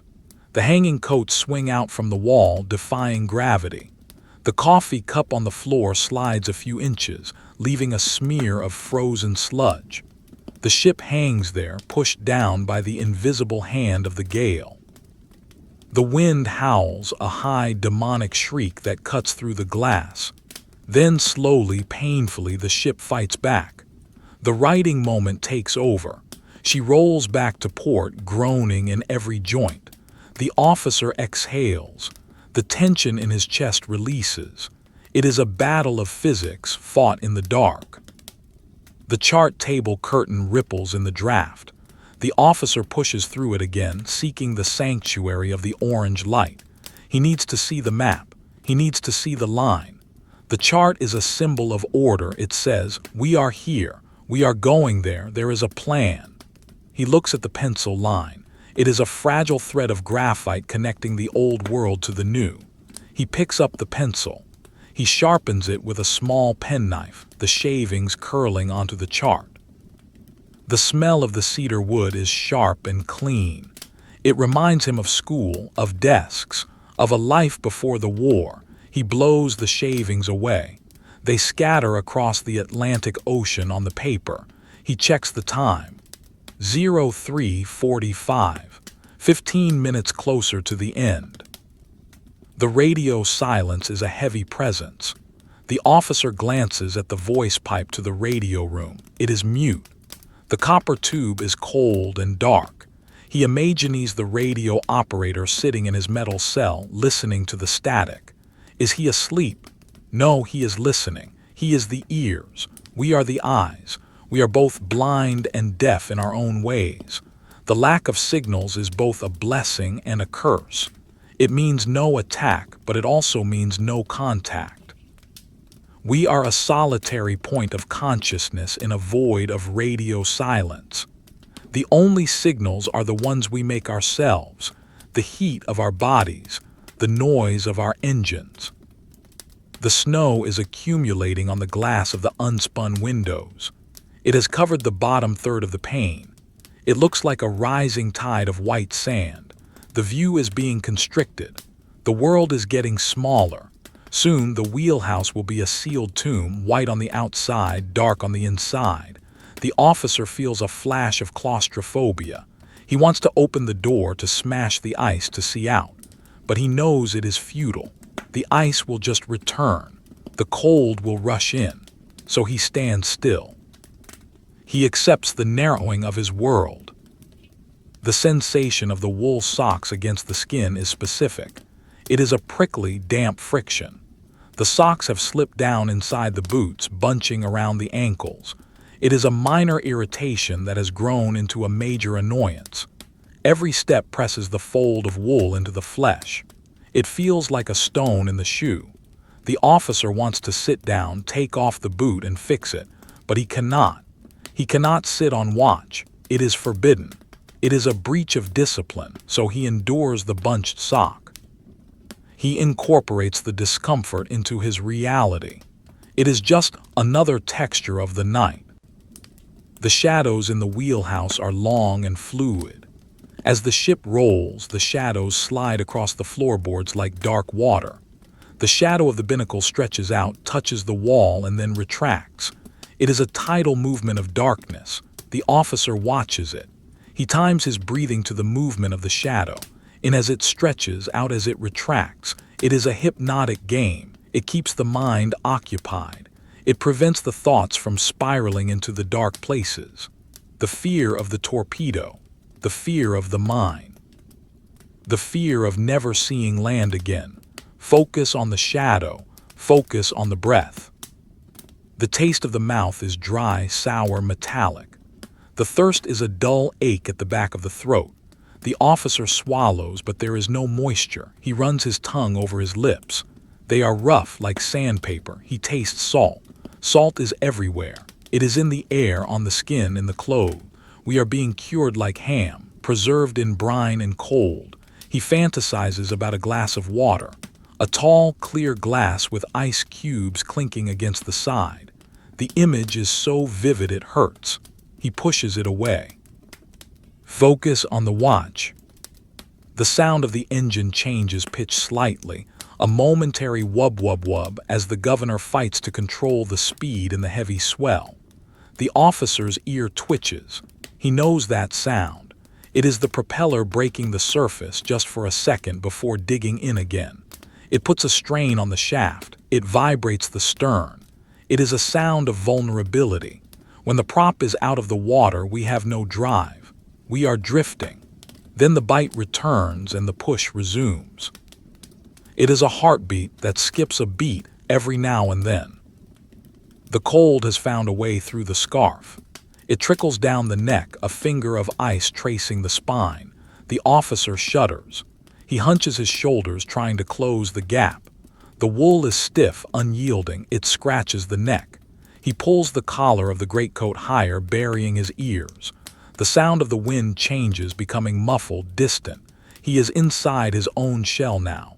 He can hear his own blood rushing in his ears. Whoosh, whoosh. It sounds like the sea. The sea is inside him and outside him. There is no separation. The helmsman shifts his footing, creak. The sound is loud in the quiet. He lifts one foot, shakes it, puts it down, then the other. It is the stomp of life, checking that the legs still work. The officer nods in the dark. He does the same, stomp, stomp. It is a ritual, a communication. I am still here. Me too. The red light gleams on the helmsman's shoulder patch, a faded insignia, a merchant navy crown. It looks weary. Everything looks weary. The gold thread is tarnished. The fabric is frayed. The war has worn everything down. The darkness outside the clear view screen is impenetrable. The snow is so thick now that the bow light is just a diffuse glow, a ball of cotton wool illuminated from within. The officer strains his eyes. Is there a shape in the white, a darker gray shadow, a hull, a periscope? The brain creates shapes, a looming tower, a breaking wave that looks like a wall. He blinks. The shapes dissolve. It is the stare. The visual hallucination of the weary. He knows it well. He does not trust his eyes anymore. He trusts the emptiness. If there was something there, he would feel it. The seaman's eye is more than vision. It is a sense of presence. And tonight, there is nothing but the snow. The officer of the watch logbook lies open on the table. The page is damp. The last entry is an hour old. He feels the urge to write something, to mark the passage of time. He picks up the pencil. He writes the time, 3:50. He looks at the column for remarks. What to write? Snow continues. Vis nil. See confused. He writes, snow heavy. Wind backing W. He puts the pencil down. It is a testament to existence. I was here, I wrote this, I am still awake. The handwriting is jagged, shivering. It looks like the writing of an old man. The wind finds a loose wire on the signal deck above. Tap, tap, tap, tap. It sounds like a typewriter, a ghostly typist sending a message to the sky. The officer listens to the rhythm. It is irregular. It creates a syncopated beat against the steady drone of the gale. It is annoying. It drills into the skull. He wishes he could go up and secure it, but he cannot leave the bridge. He has to endure the tapping. It becomes part of the torture of the watch, the water torture of sound. The dampness in the boots is getting worse. The socks are sodden. The toes are wrinkled, pale, cold. The officer imagines the skin turning white, then blue, then black. Trench foot, immersion foot, the maladies of the wet war. He wiggles his toes again. They move. Good. Pain is good. If they stop hurting, that is when the worry starts.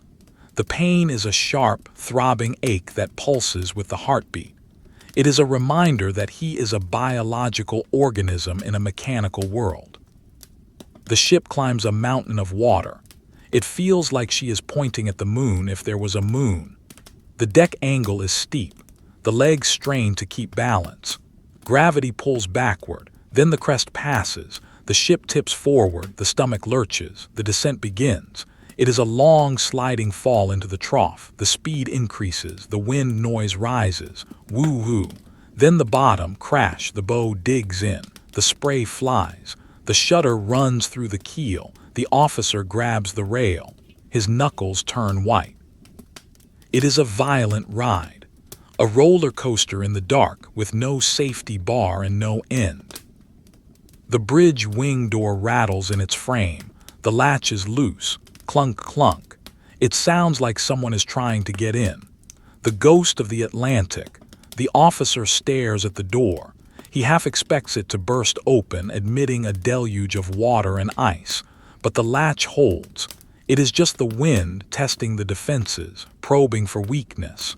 The officer turns his back on the door. He faces the bow. He faces the unknown.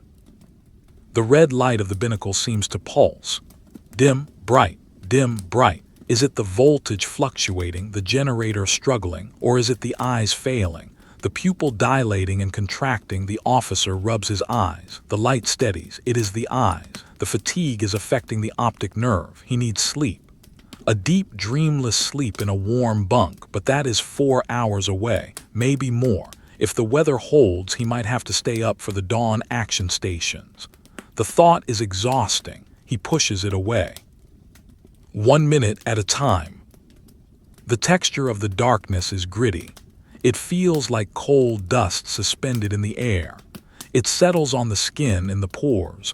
The officer wipes his forehead.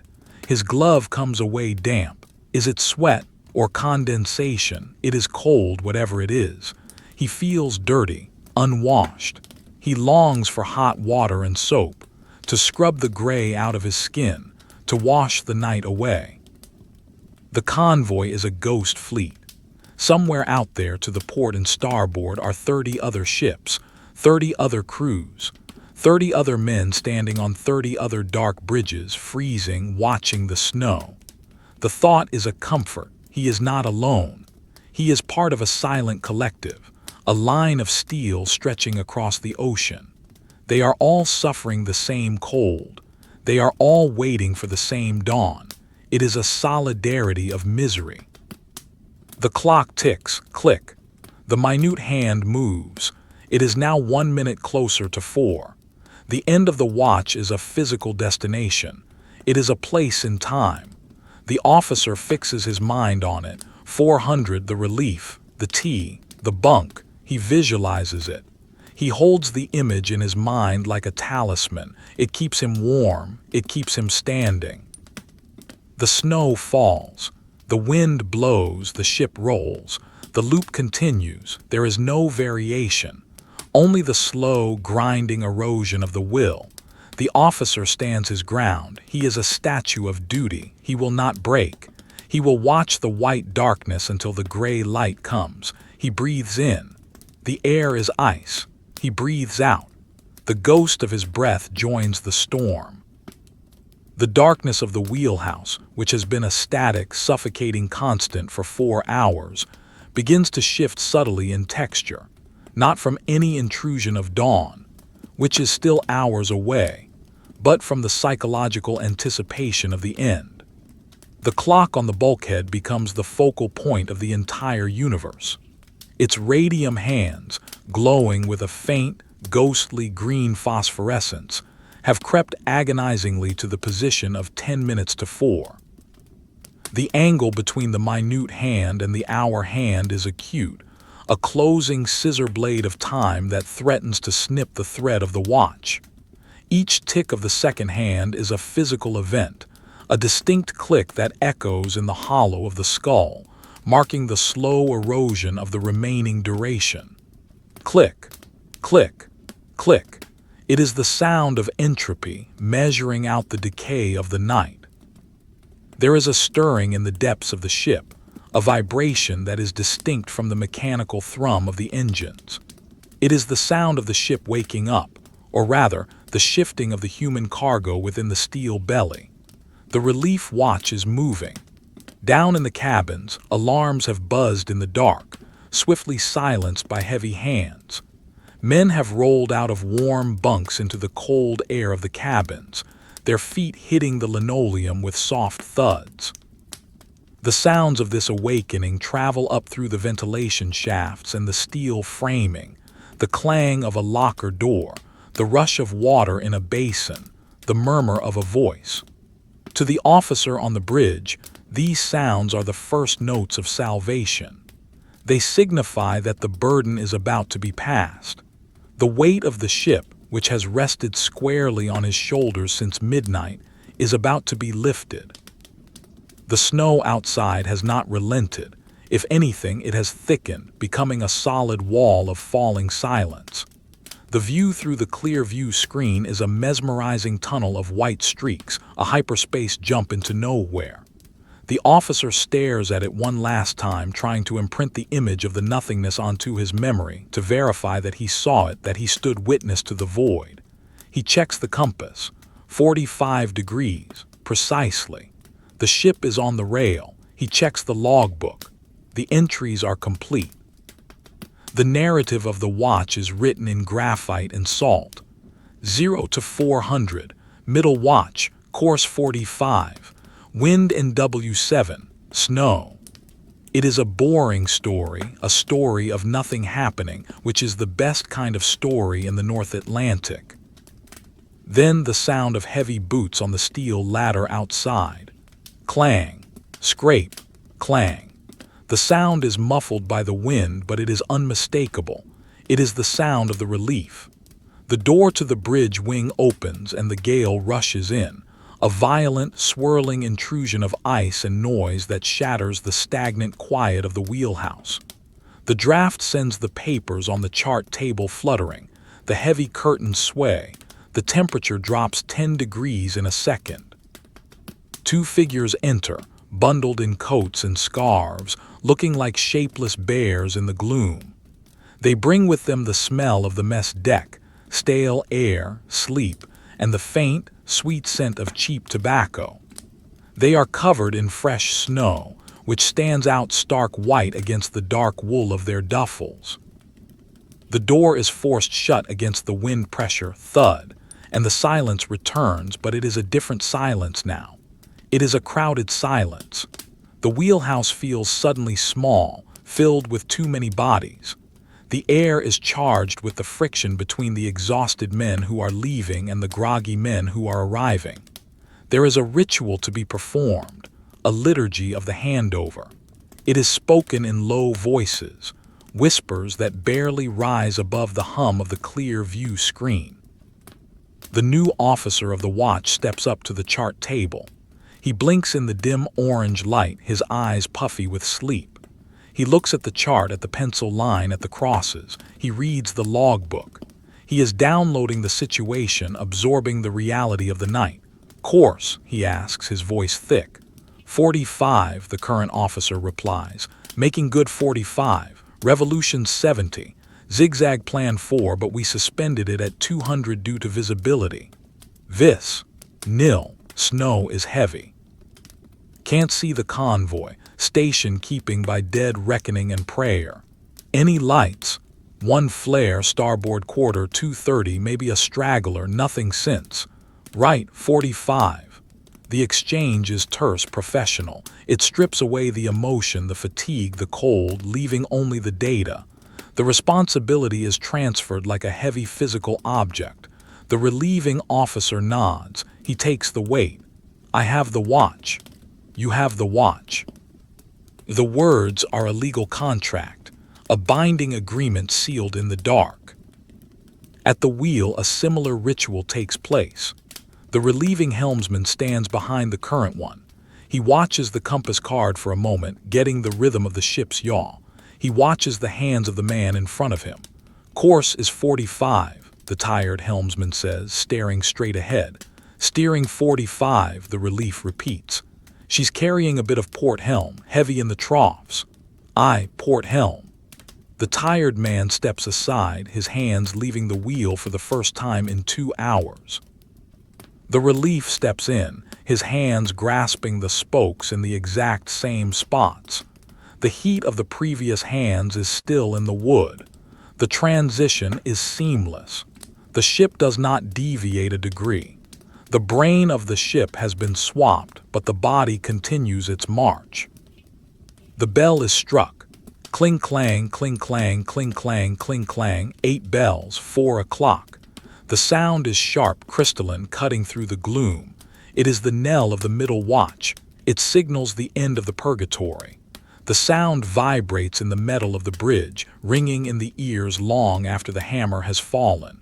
For the men going off watch, it is the sweetest sound in the world. It means release. It means the contract is fulfilled. They are free. The descending officer buttons his coat, though he is going inside. He collects his gloves, his torch, his binoculars. He moves to the door, not the one to the wing, but the one leading to the internal companionway. He opens it. A blast of warmer air hits him, relatively warmer, smelling of the ship's interior, oil, paint, cooking, and humanity. He steps over the combing and closes the door behind him. The noise of the wind is instantly cut off, replaced by the deep, rhythmic thrumming of the ship's heart. He is inside the beast now. The descent down the ladders is a journey through the strata of the ship. The metal steps are steep, polished by years of boots and slippery with condensation. He grips the handrails tightly. His legs are stiff, the muscles locked from hours of standing.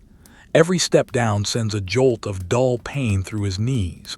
Clang, step, clang, step. He moves slowly like an old man. The adrenaline that kept him awake on the bridge is fading rapidly, replaced by a crushing, overwhelming exhaustion. The gravity feels stronger down here. The air is thicker. He passes the radio room. The door is ajar, held by a hook. Inside, the radio operator is hunched over his receiver, lit by the green glow of the dials. He looks up, nods, and goes back to his static. A silent greeting between the night walkers. The officer continues down. He passes the captain's cabin. The door is shut. The old man is asleep or lying awake, staring at the deckhead, listening to the storm. The hierarchy of the ship is physical. The higher you go, the colder it gets. Coming down is returning to the world of the living. The alleyway on the officer's deck is a long, narrow tunnel of steel, painted a glossy, institutional cream color that has yellowed with age. The floor is covered in red linoleum, worn through to the black backing in the center. The overhead lights are dimmed to blue night vision bulbs, creating a submarine atmosphere. The shadows are long and soft. The vibration here is intense. The bulkheads shudder. The pipes running along the ceiling rattle. Taka taka taka. It is a comforting sound. It means the machinery is working. It means the screw is turning. He reaches the pantry, a small, triangular room wedged between the casing of the funnel and the bathroom. It is the social hub of the night. The light here is bright, a single naked bulb that hurts the eyes after the darkness of the bridge. He squints, shielding his face. The room smells of wet wool, damp socks, and the rich, dark aroma of kai, the thick, slab chocolate cocoa of the Navy. The other men from the watch are already there. The lookout, the standby man, the junior officer. They are leaning against the counters, slumped, their faces pale and drawn, their eyes rimmed with red. They look like survivors of a disaster. There is no conversation. The energy required to speak is too great. They move with an economy of motion. A kettle is boiling on the hot plate, whistling softly. A tin of condensed milk is passed around. A loaf of bread is sliced, the knife hacking through the crust. The officer unbuttons his coat. The wool is heavy, sodden with melted snow. He struggles to get his arms out of the sleeves. The muscles protest. He hangs the coat on a hook. It drips immediately, a dark puddle forming on the linoleum. Drip. Drip, drip. He pours a mug of the kai. It is thick, dark, and sweet. He wraps his hands around the ceramic mug. The heat is shocking. It travels through the callous skin of his palms into the frozen bones of his fingers. It hurts. It is a burning, throbbing pain as the capillaries dilate and the blood rushes back into the extremities. He creates a grimace that might be a smile. The hot aches. It is a familiar agony. He holds the mug tighter, welcoming the pain. It is the feeling of life returning. Takes a sip. The liquid scalds his tongue, but he swallows it anyway. It hits his stomach like a molten lead weight. The sugar rushes into his bloodstream. The warmth radiates outwards from his core. He shudders, a violent whole-body shake that rattles the spoon in the saucer. It is the body resetting its thermostat. He leans back against the warm steel of the funnel casing. The heat from the exhaust uptake is palpable through the bulkhead. It is a radiant, dry heat. He closes his eyes for a second. The image of the white snow tunnel is still there, burned into his eyelids, but it is fading. The other men are stripping off their layers. Sea boots are kicked off, landing with heavy thuds. Wet socks are peeled away, revealing pale, wrinkled feet that steam in the warm air. Scarves are unwound, revealing red, chafed necks. It is a scene of unmasking. The armor of the watch is removed, revealing the vulnerable human flesh underneath. They are just men again, not statues, not eyes, just tired men wanting sleep. Someone lights a cigarette. The flare of the match is bright. The smoke curls up, blue and gray in the yellow light. It smells sharp and comforting. The officer borrows the light. He inhales deeply. The smoke hits his lungs, a familiar, toxic embrace.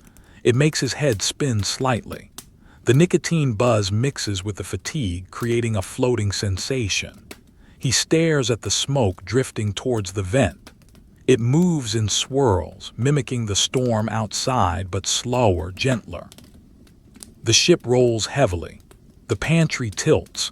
The men brace themselves automatically, leaning against the counters, sliding their feet to compensate. They don't spill a drop of their cocoa. They don't stop smoking. The motion is part of the room.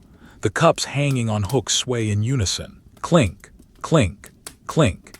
It is a domestic sound, a sound of a kitchen, but set in a moving earthquake. The officer looks at the level of liquid in his cup. It stays parallel to the horizon while the cup tilts. Physics in action.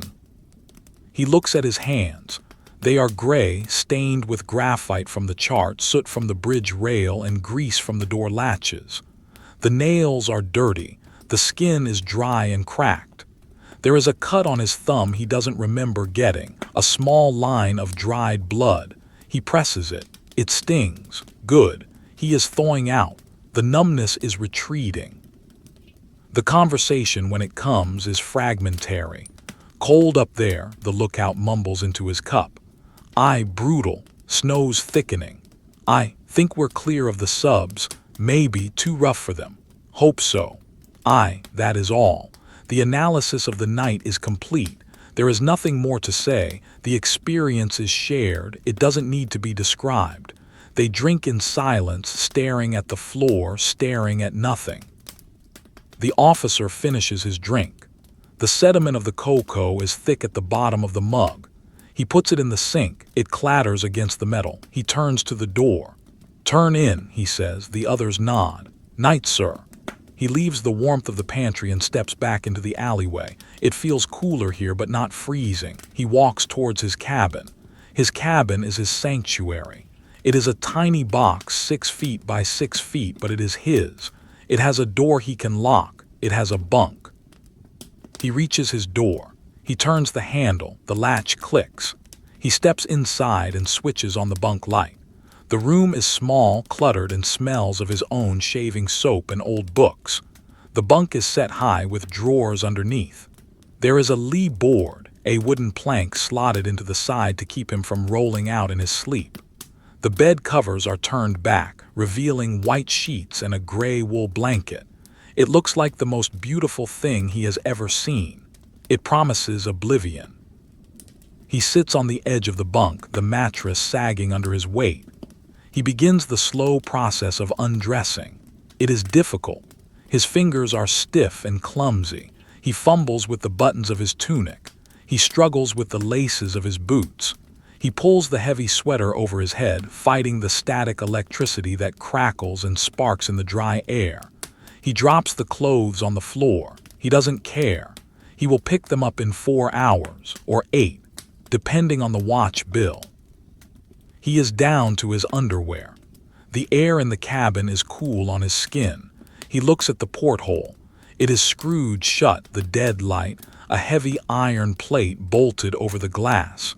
There is no view, no reminder of the sea outside, just the painted steel. He prefers it that way. He doesn't want to see the water. He wants to forget the water exists. He climbs into the bunk. The sheets are cold at first, shocking against his warm skin. He curls up into a ball, shivering, waiting for his body heat to warm the small space under the blankets. He pulls the blankets up to his chin. He turns off the light. The darkness is total now. It is not the gray, shifting darkness of the bridge. It is a solid, black, comforting void. But the ship is still moving. Lying down, the motion feels different. It is more pronounced. When the ship pitches, his feet go up, then his head. When she rolls, he is pressed against the lee board, then against the bulkhead. Roll, slide, stop, roll, slide, stop. He is a loose object in a box. He has to wedge his knees against the side to stay stable. He listens to the sounds of the cabin, the water sloshing in the carafe, the coat on the door swinging. Swish, swish. His mind is still racing, spinning with the images of the watch. The white tunnel of snow, the red compass light, the ghostly shape of the ice on the rail. He tries to shut them out. He tries to visualize a black wall, a brick wall, nothing. But the rhythm of the ship keeps pulling him back to the sea. The vibration of the screw is a lullaby humming through the pillow. Hum, hum, hum. He thinks of the new watch up on the bridge, the men he just left. They are standing where he stood. They are freezing where he froze. They are staring into the same white nothingness. He feels a pang of guilt, then relief. Better them than me. It is a selfish thought, but a survival one. He has done his time.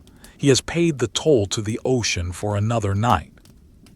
The warmth begins to build up under the heavy wool blanket. The shivering stops. The muscles in the back of his neck begin to unknot. The headache fades to a dull pulse. The breathing slows. The world outside, the war, the convoy, the U-boats, the ice begins to recede. It becomes distant, a story happening to someone else. Here, in the bunk, there is only the warmth and the dark. The sound of the sea washing against the hull is very close. His head is only a few feet from the water, separated by a thin plate of steel. He can hear the rush of the bubbles, the slap of the waves. Whoosh, gurgle, slap. It sounds aggressive, angry. The ocean is trying to get in, but the steel holds. The rivets hold.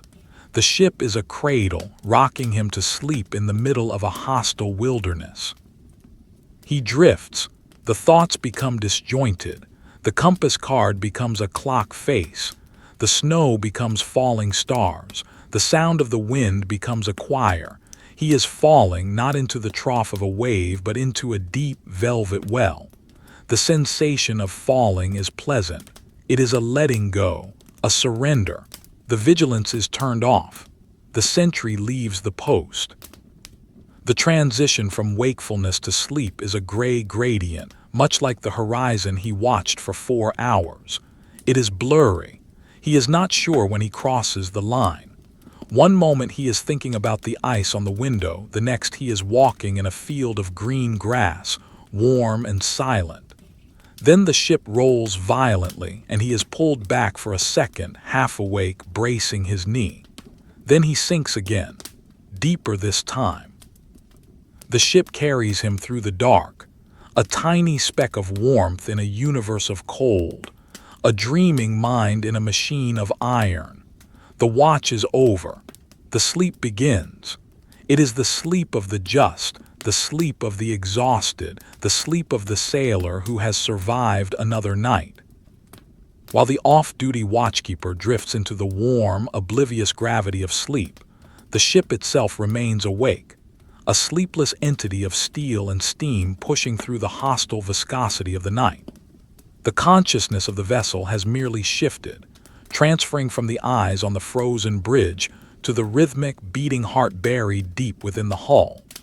To descend from the upper decks, where the wind scours the metal and the ice encases the railings, down into the bowels of the engine room, is to travel between planets. It is a journey from the Arctic surface of a dead world to the molten, sulfurous core of a living one. The ladders that lead down through the gratings are steep and slick with a film of oil that seems to condense from the air itself. The temperature rises with every step, a gradient of heat that becomes a physical weight, pressing against the chest and the temples. The air in the engine room is thick, textured, and heavy. It does not smell of the clean, sharp salt of the Atlantic. It smells of the Industrial Revolution. It is a complex, layered atmosphere composed of superheated steam, burning coal, lubricating oil, hot brass, and the sweat of men. It tastes metallic and sweet on the tongue. The noise is absolute, a wall of sound that does not vary, does not pause, and does not forgive.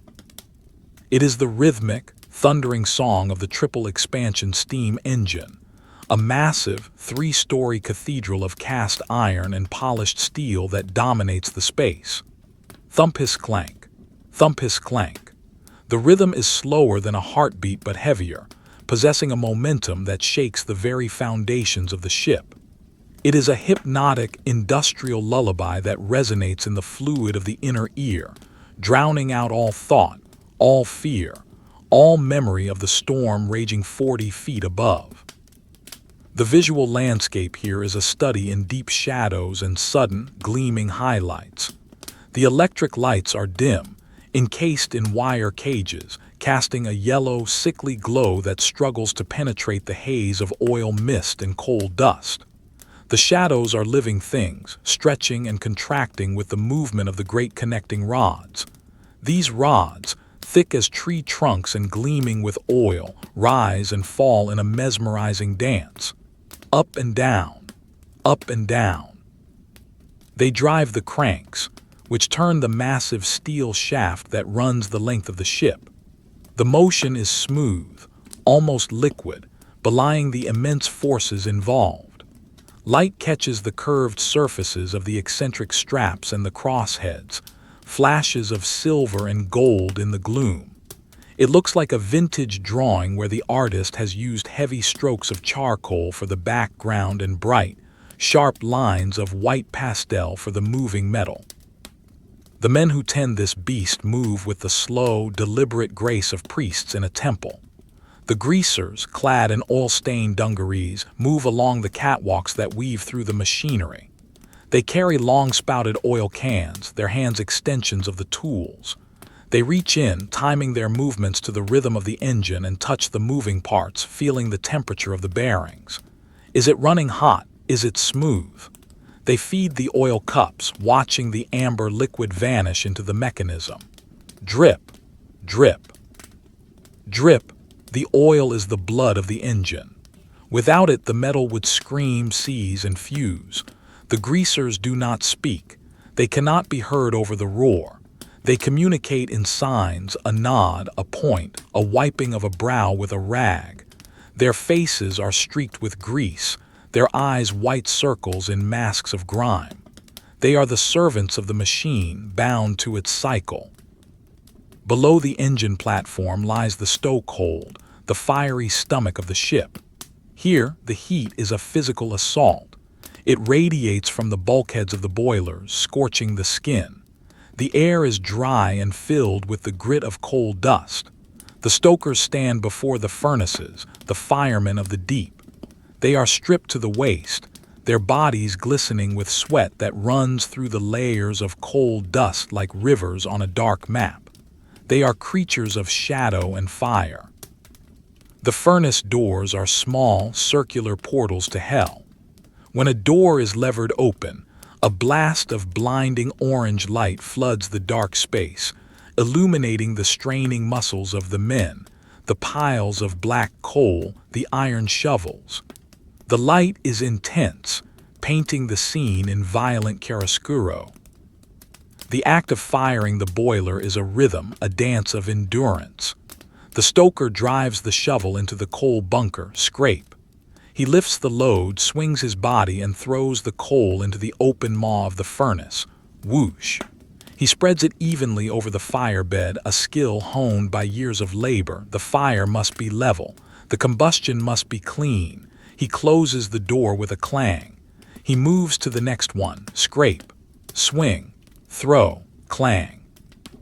It is a cycle of exertion that burns calories as fast as the furnace burns coal. The heat sucks the moisture from the body. The men drink oatmeal water from galvanized buckets, gulping it down to replace the sweat. They are the engine that drives the engine. Their muscles are the first stage of propulsion.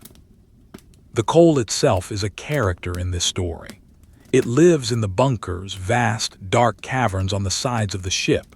It shifts and settles with the roll of the vessel, a treacherous, sliding mountain of black rocks. The trimmers work in the bunkers unseen, shoveling the coal down the chutes to the stokehold floor. It is a dangerous, dusty, claustrophobic job. The air is black with particles. The light is a single bulb on a wandering lead. The coal rumbles as the ship pitches, threatening to bury the men. They work in a silence broken only by the slide of the fuel. They are the miners of the ocean, digging their way across the Atlantic, ton by ton. Back in the engine room, the telegraph rings. Cling-clang. The sound cuts through the roar. The indicator arrow on the brass dial moves. The bridge is asking for a change. No, it remains at the same setting. A check, a glitch. The engineer on watch wipes his hands on a rag and checks the revolution counter. 70, steady. The needle vibrates slightly. He logs it on a slate. The connection to the bridge is tenuous, a copper wire and a chain. The men down here know nothing of the snow, the ice, the convoy. They know only the pressure gauges and the water levels. The boiler pressure gauge is the altar. The red line is the limit. The needle hovers just below it. 200 pounds per square inch. Potential energy waiting to be released. The sound of the water is different down here. It is not the crash of the waves against the upper works. It is a rushing, hissing sound heard through the steel plates of the hull. The ocean is pressing against the skin of the ship, only inches away. If one places a hand against the hull plate in the wing of the engine room, it is freezing cold, a shocking contrast to the sweltering air.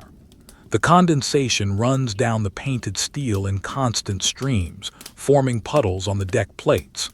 Fire inside, ice outside.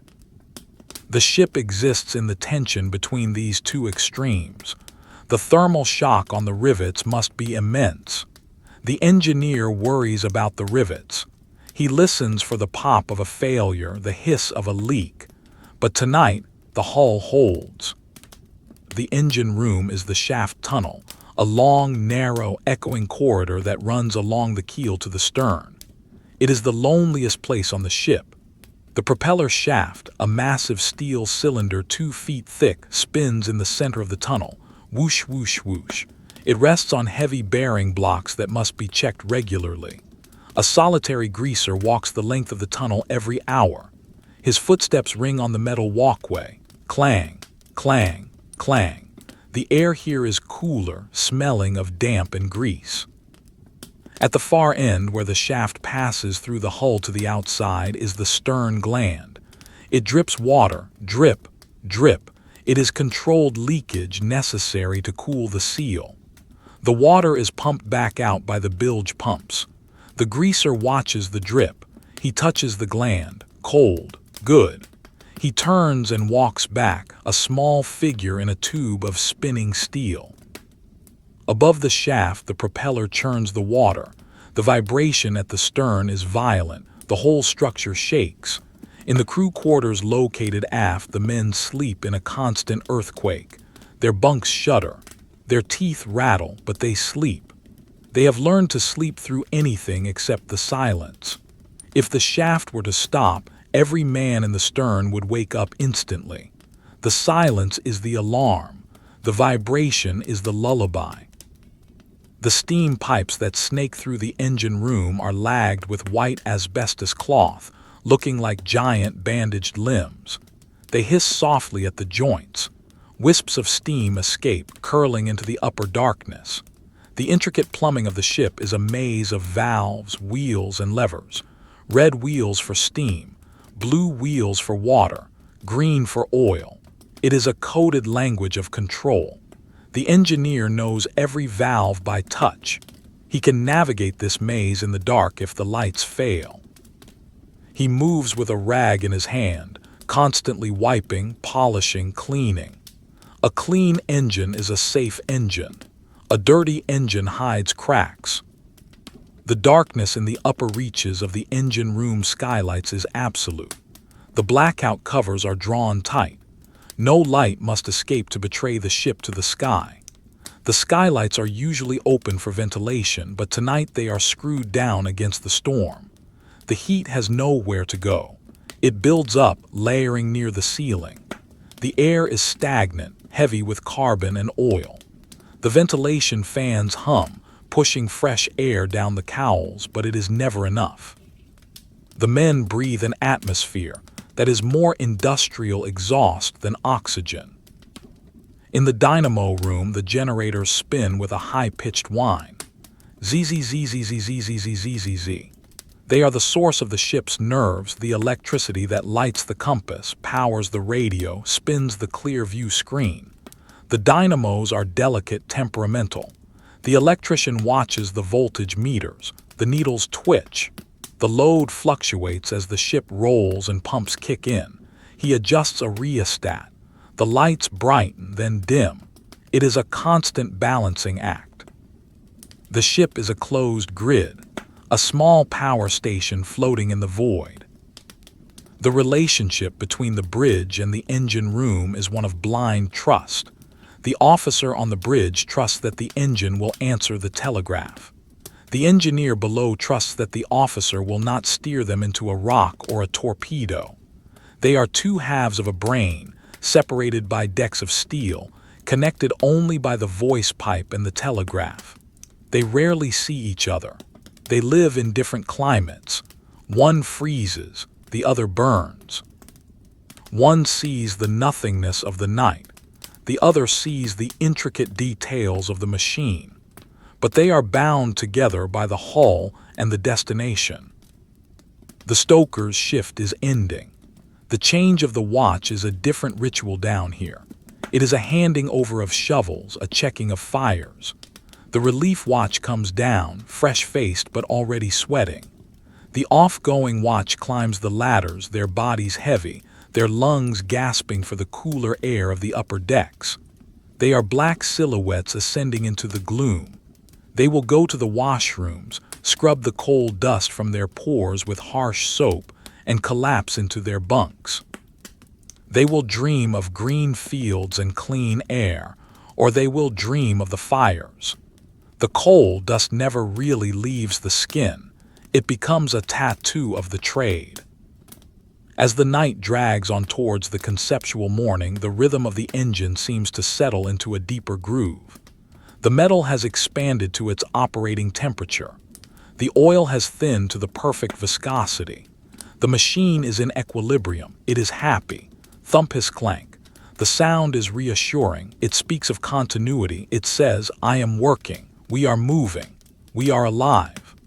The vibration travels up the frames, through the rivets, into the cabins, into the pillows of the sleeping men.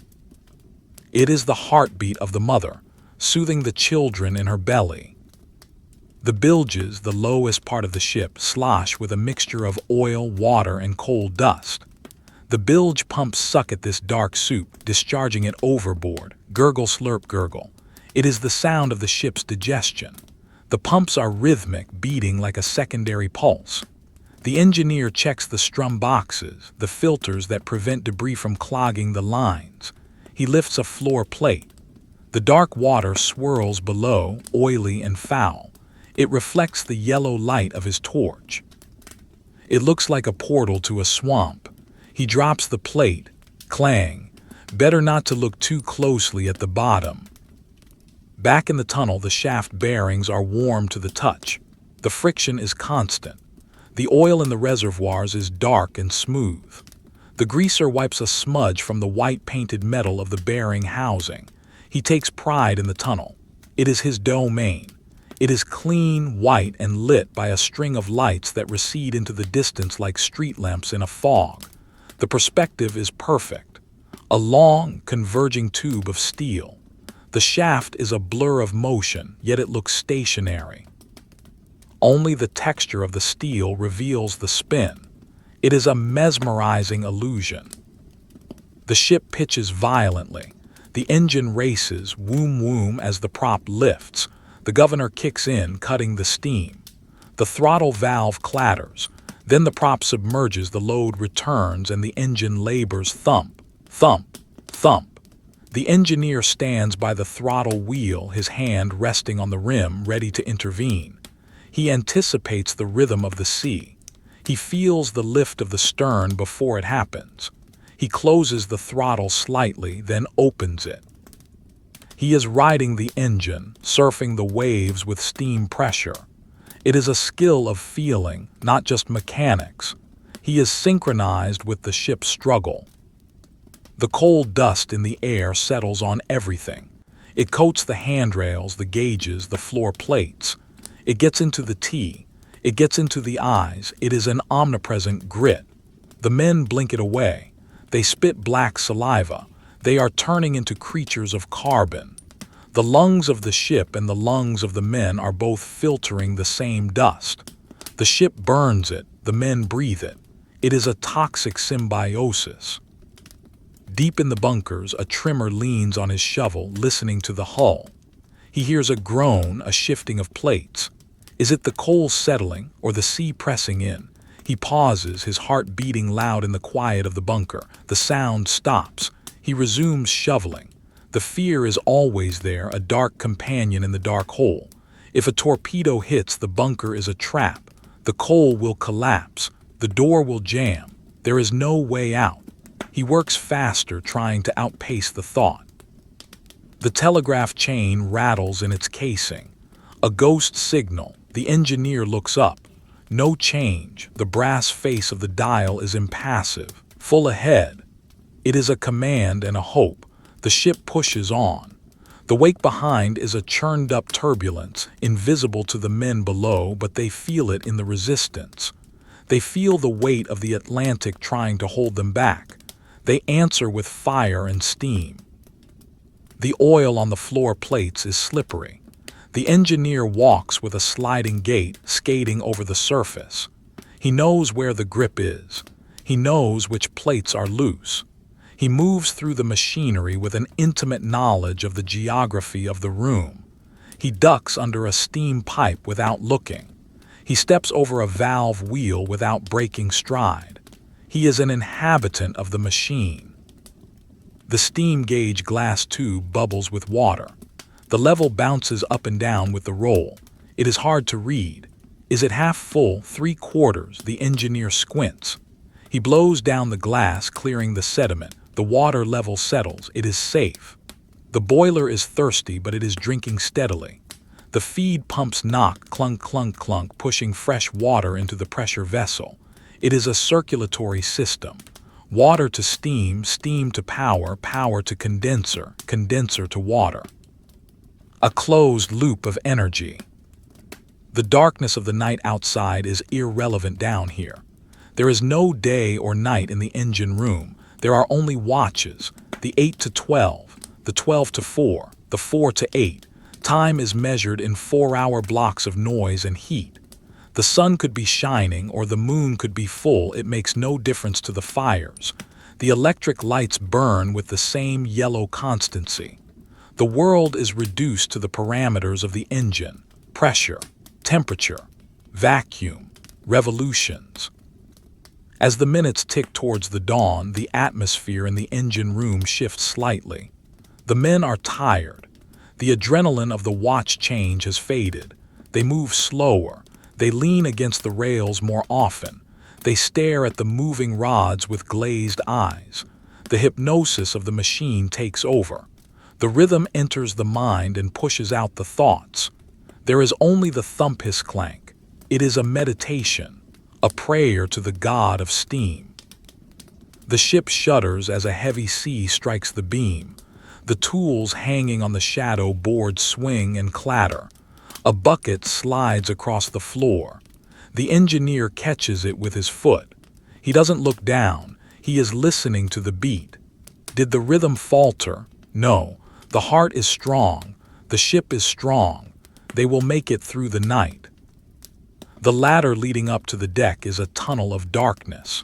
Looking up, one can see the faint gray light of the alleyway above. It looks miles away. It looks like the surface of the ocean seen from the bottom. To climb, it is to leave the womb and enter the storm. For now, the men are content to stay in the heat, to stay in the noise, to stay in the belly of the beast that carries them through the frozen dark. The propeller turns, the shaft spins, the pistons hammer, the fires roar. The ship is a symphony of heavy metal playing a concert for an audience of fish and ghosts in the deep North Atlantic. The night continues, carried on the shoulders of the steam. The transition from night to morning in the North Atlantic is not a dramatic event of rising suns and golden light.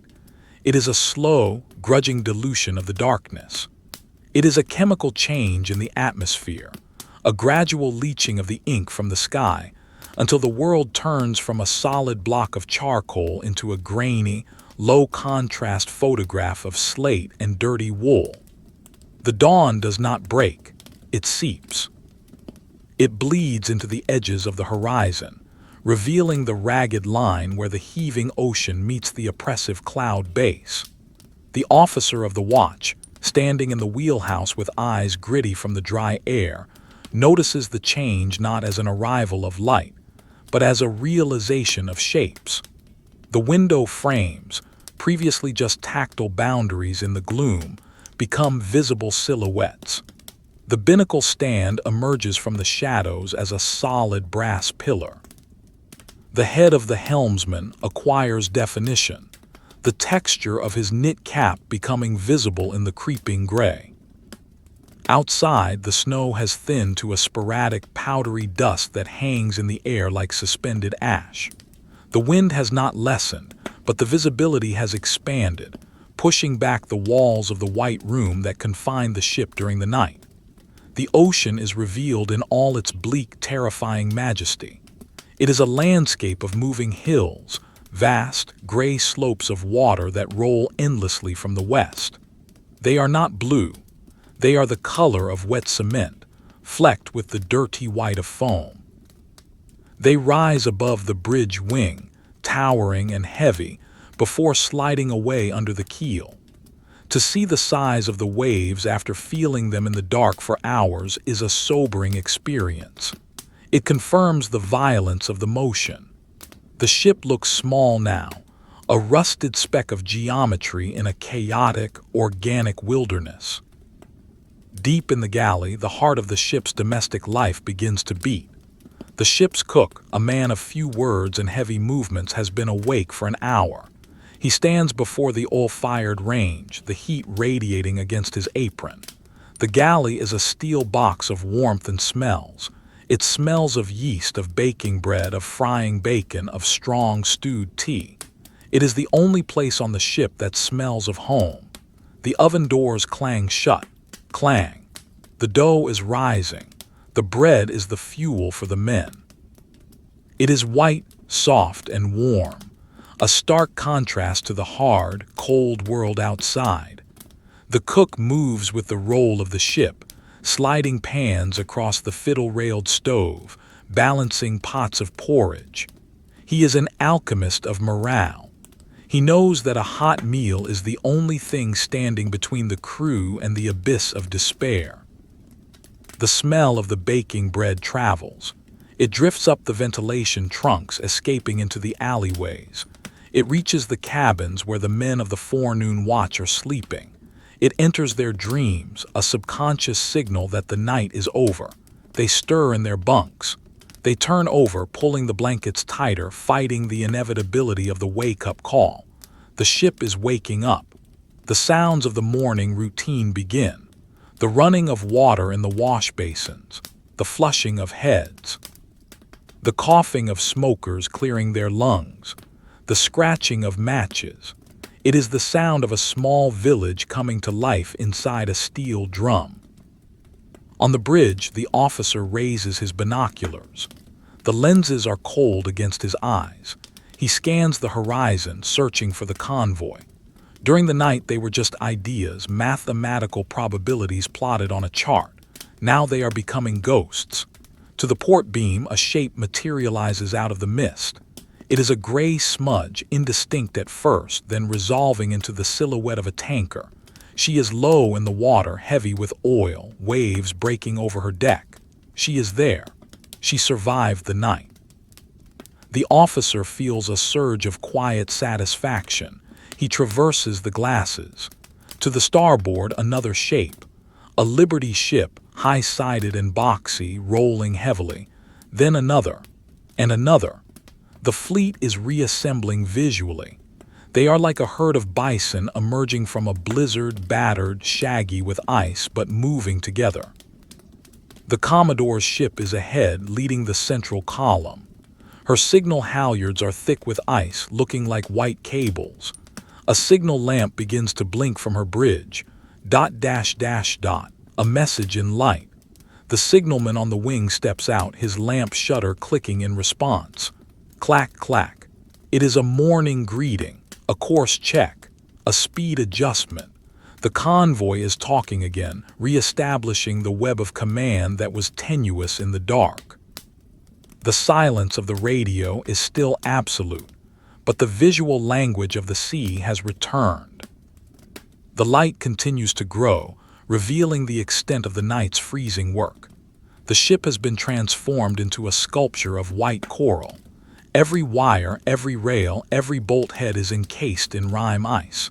It is feathery, delicate-looking, yet hard as stone. The forward gun tub is a white bowl. The anchor windlass is a white mound. The main deck is a skating rink of frozen spray. It is beautiful in a cruel, sterile way. It looks like a wedding cake left out in the rain and frozen. The colors are muted pastels, the white of the ice, the gray of the steel, the dirty cream of the superstructure, the dark, bruised purple of the sea. There are no bright colors. The world has been desaturated. The officer steps out onto the wing to get a better look. The wind is still biting, but the sting of the snow is gone. He looks down at the water rushing past the hull. It is a chaotic turbulence of foam and wake. The water looks cold, deadly cold.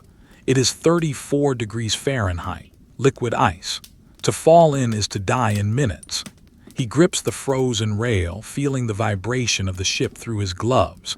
He looks at the other ships. They are all rolling in unison, a synchronized dance of steel. It is a display of industrial endurance. These ships are old, rusty, and tired, but they are stubborn. They refuse to sink. In the mess room, the tables are set. The fiddles are raised to keep the plates from sliding. The tablecloths are damp. The mood is subdued. The men eat with their heads down, focusing on the plate. Porridge, tinned milk, hard toast, butter, tea. It is fuel. They eat quickly, efficiently. There is little conversation. The noise of the cutlery on the china is the soundtrack. Clink, scrape, clink. Occasionally, a cup slides, arrested by a hand, a grunt, a nod. The fatigue is palpable. It hangs over the table like smoke. These men are in a state of suspended animation, living only for the next watch, the next meal, the next sleep. They have forgotten what land looks like. They have forgotten what summer feels like. The sun is somewhere behind the clouds. It must be. The sky is getting brighter, turning from slate to pearl, but there is no break in the overcast. It is a solid ceiling of stratus, thousands of feet thick. It filters the light, diffusing it, removing all shadows. The light is flat, shadowless, revealing every dent in the plating, every streak of rust. The ship looks battered in this light. She shows her age. The paint is peeling. The rust is bleeding down the sides. She looks like a weary traveler. But she is moving. The wake behind her is a white scar on the gray ocean, stretching back towards the west, towards the night they have just left. The morning watch, the 4 to 8, is settling in. They have shaken off the sleep. They are in the groove. The officer checks the compass. The course is good. The station keeping is good. The anxiety of the darkness has evaporated, replaced by the drudgery of the day.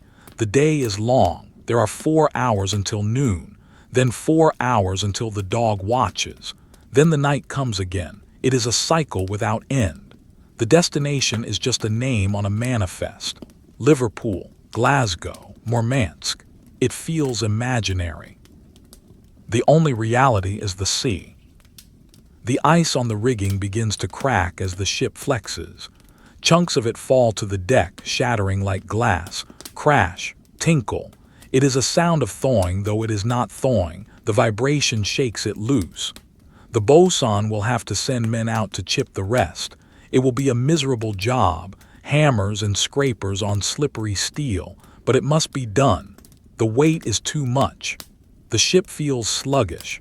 She needs to shed her winter coat.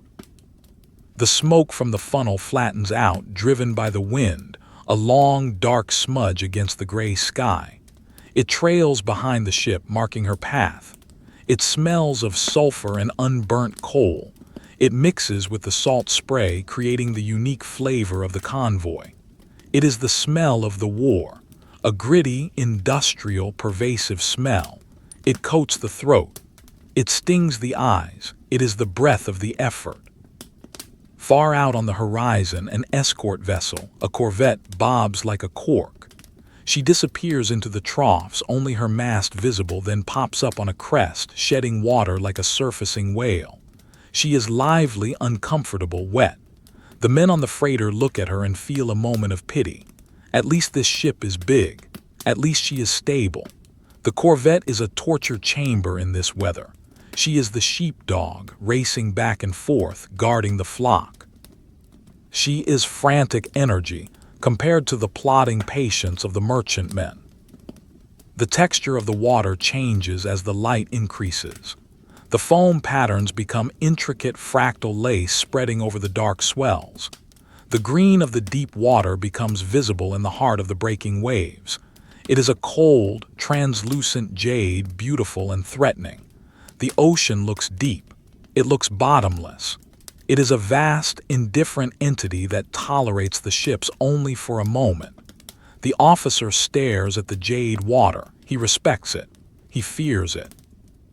He knows it is the true master of the situation. Inside the chart room, the navigator is taking the morning sights, or trying to. He stands with his sextant, waiting for a break in the clouds, waiting for a horizon that is sharp enough. But the horizon is fuzzy, a blur of mist and water. He lowers the instrument. No sights today. Dead reckoning again. He sighs. He draws a line on the chart. He estimates the drift. He marks a cross. It is an act of faith. We are here. Probably. He cleans his glasses. He looks at the chronometer. The time is precise, even if the position is not. The clock ticks on, indifferent to the geography. The vibration of the engine seems to change tone in the daylight. It feels less ominous, more industrious. It is the sound of work being done. The pistons hammer, the shaft spins, the propeller pushes. The ship is a machine doing its job. The mystery of the night is gone, replaced by the mechanics of the day. The officer listens to the rhythm. It is steady. Thump, thump, thump. It is the heartbeat of survival. On the main deck, a door opens. A sailor steps out, bundled in a coat, carrying a bucket of ash from the galley stove. He walks carefully to the rail, timing his steps with the roll. He leans over and dumps the ash. The gray dust swirls in the wind, mixing with the white spray, and vanishes astern, a small offering to the ocean. He turns and hurries back inside, escaping the wind. The deck is empty again, just the ice and the hatches and the winches. The view through the clear view screen is no longer a tunnel of sparks. It is a window into a wet, gray world. The wiper blades on the other windows squeak rhythmically.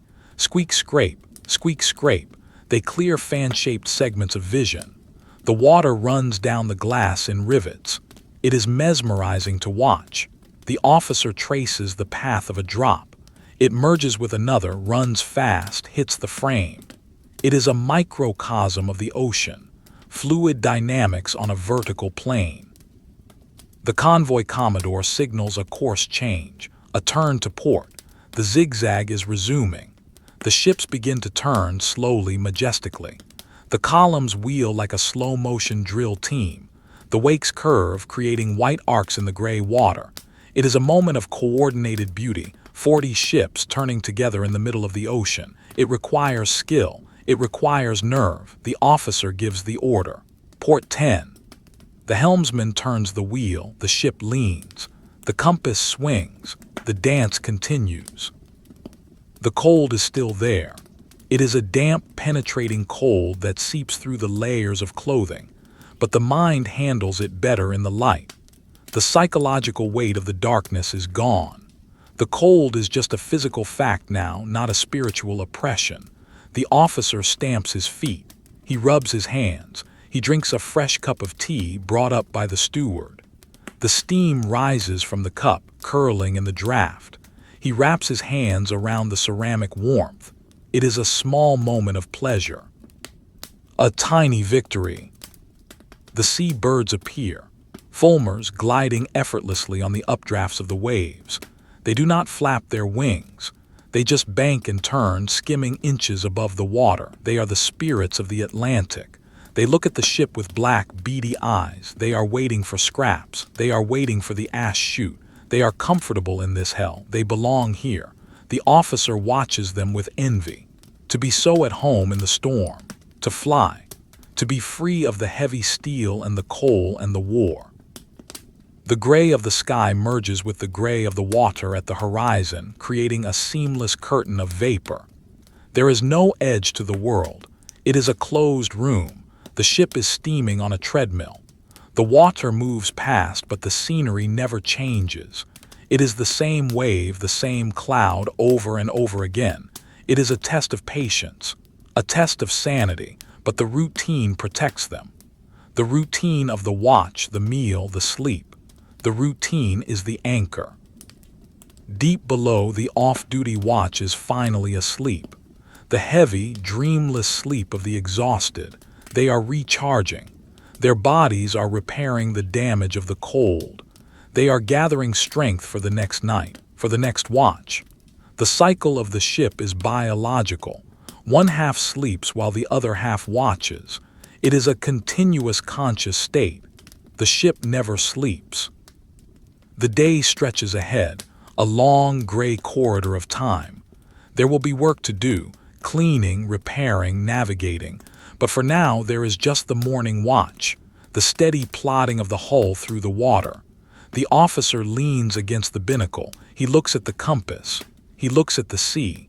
He breathes in the cold, salt air. He is alive. The ship is afloat. The convoy is together.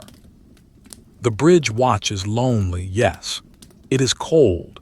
It is boring, but it is necessary. It is the price of passage. The officer accepts this. He settles into his stance, legs wide, bracing against the roll.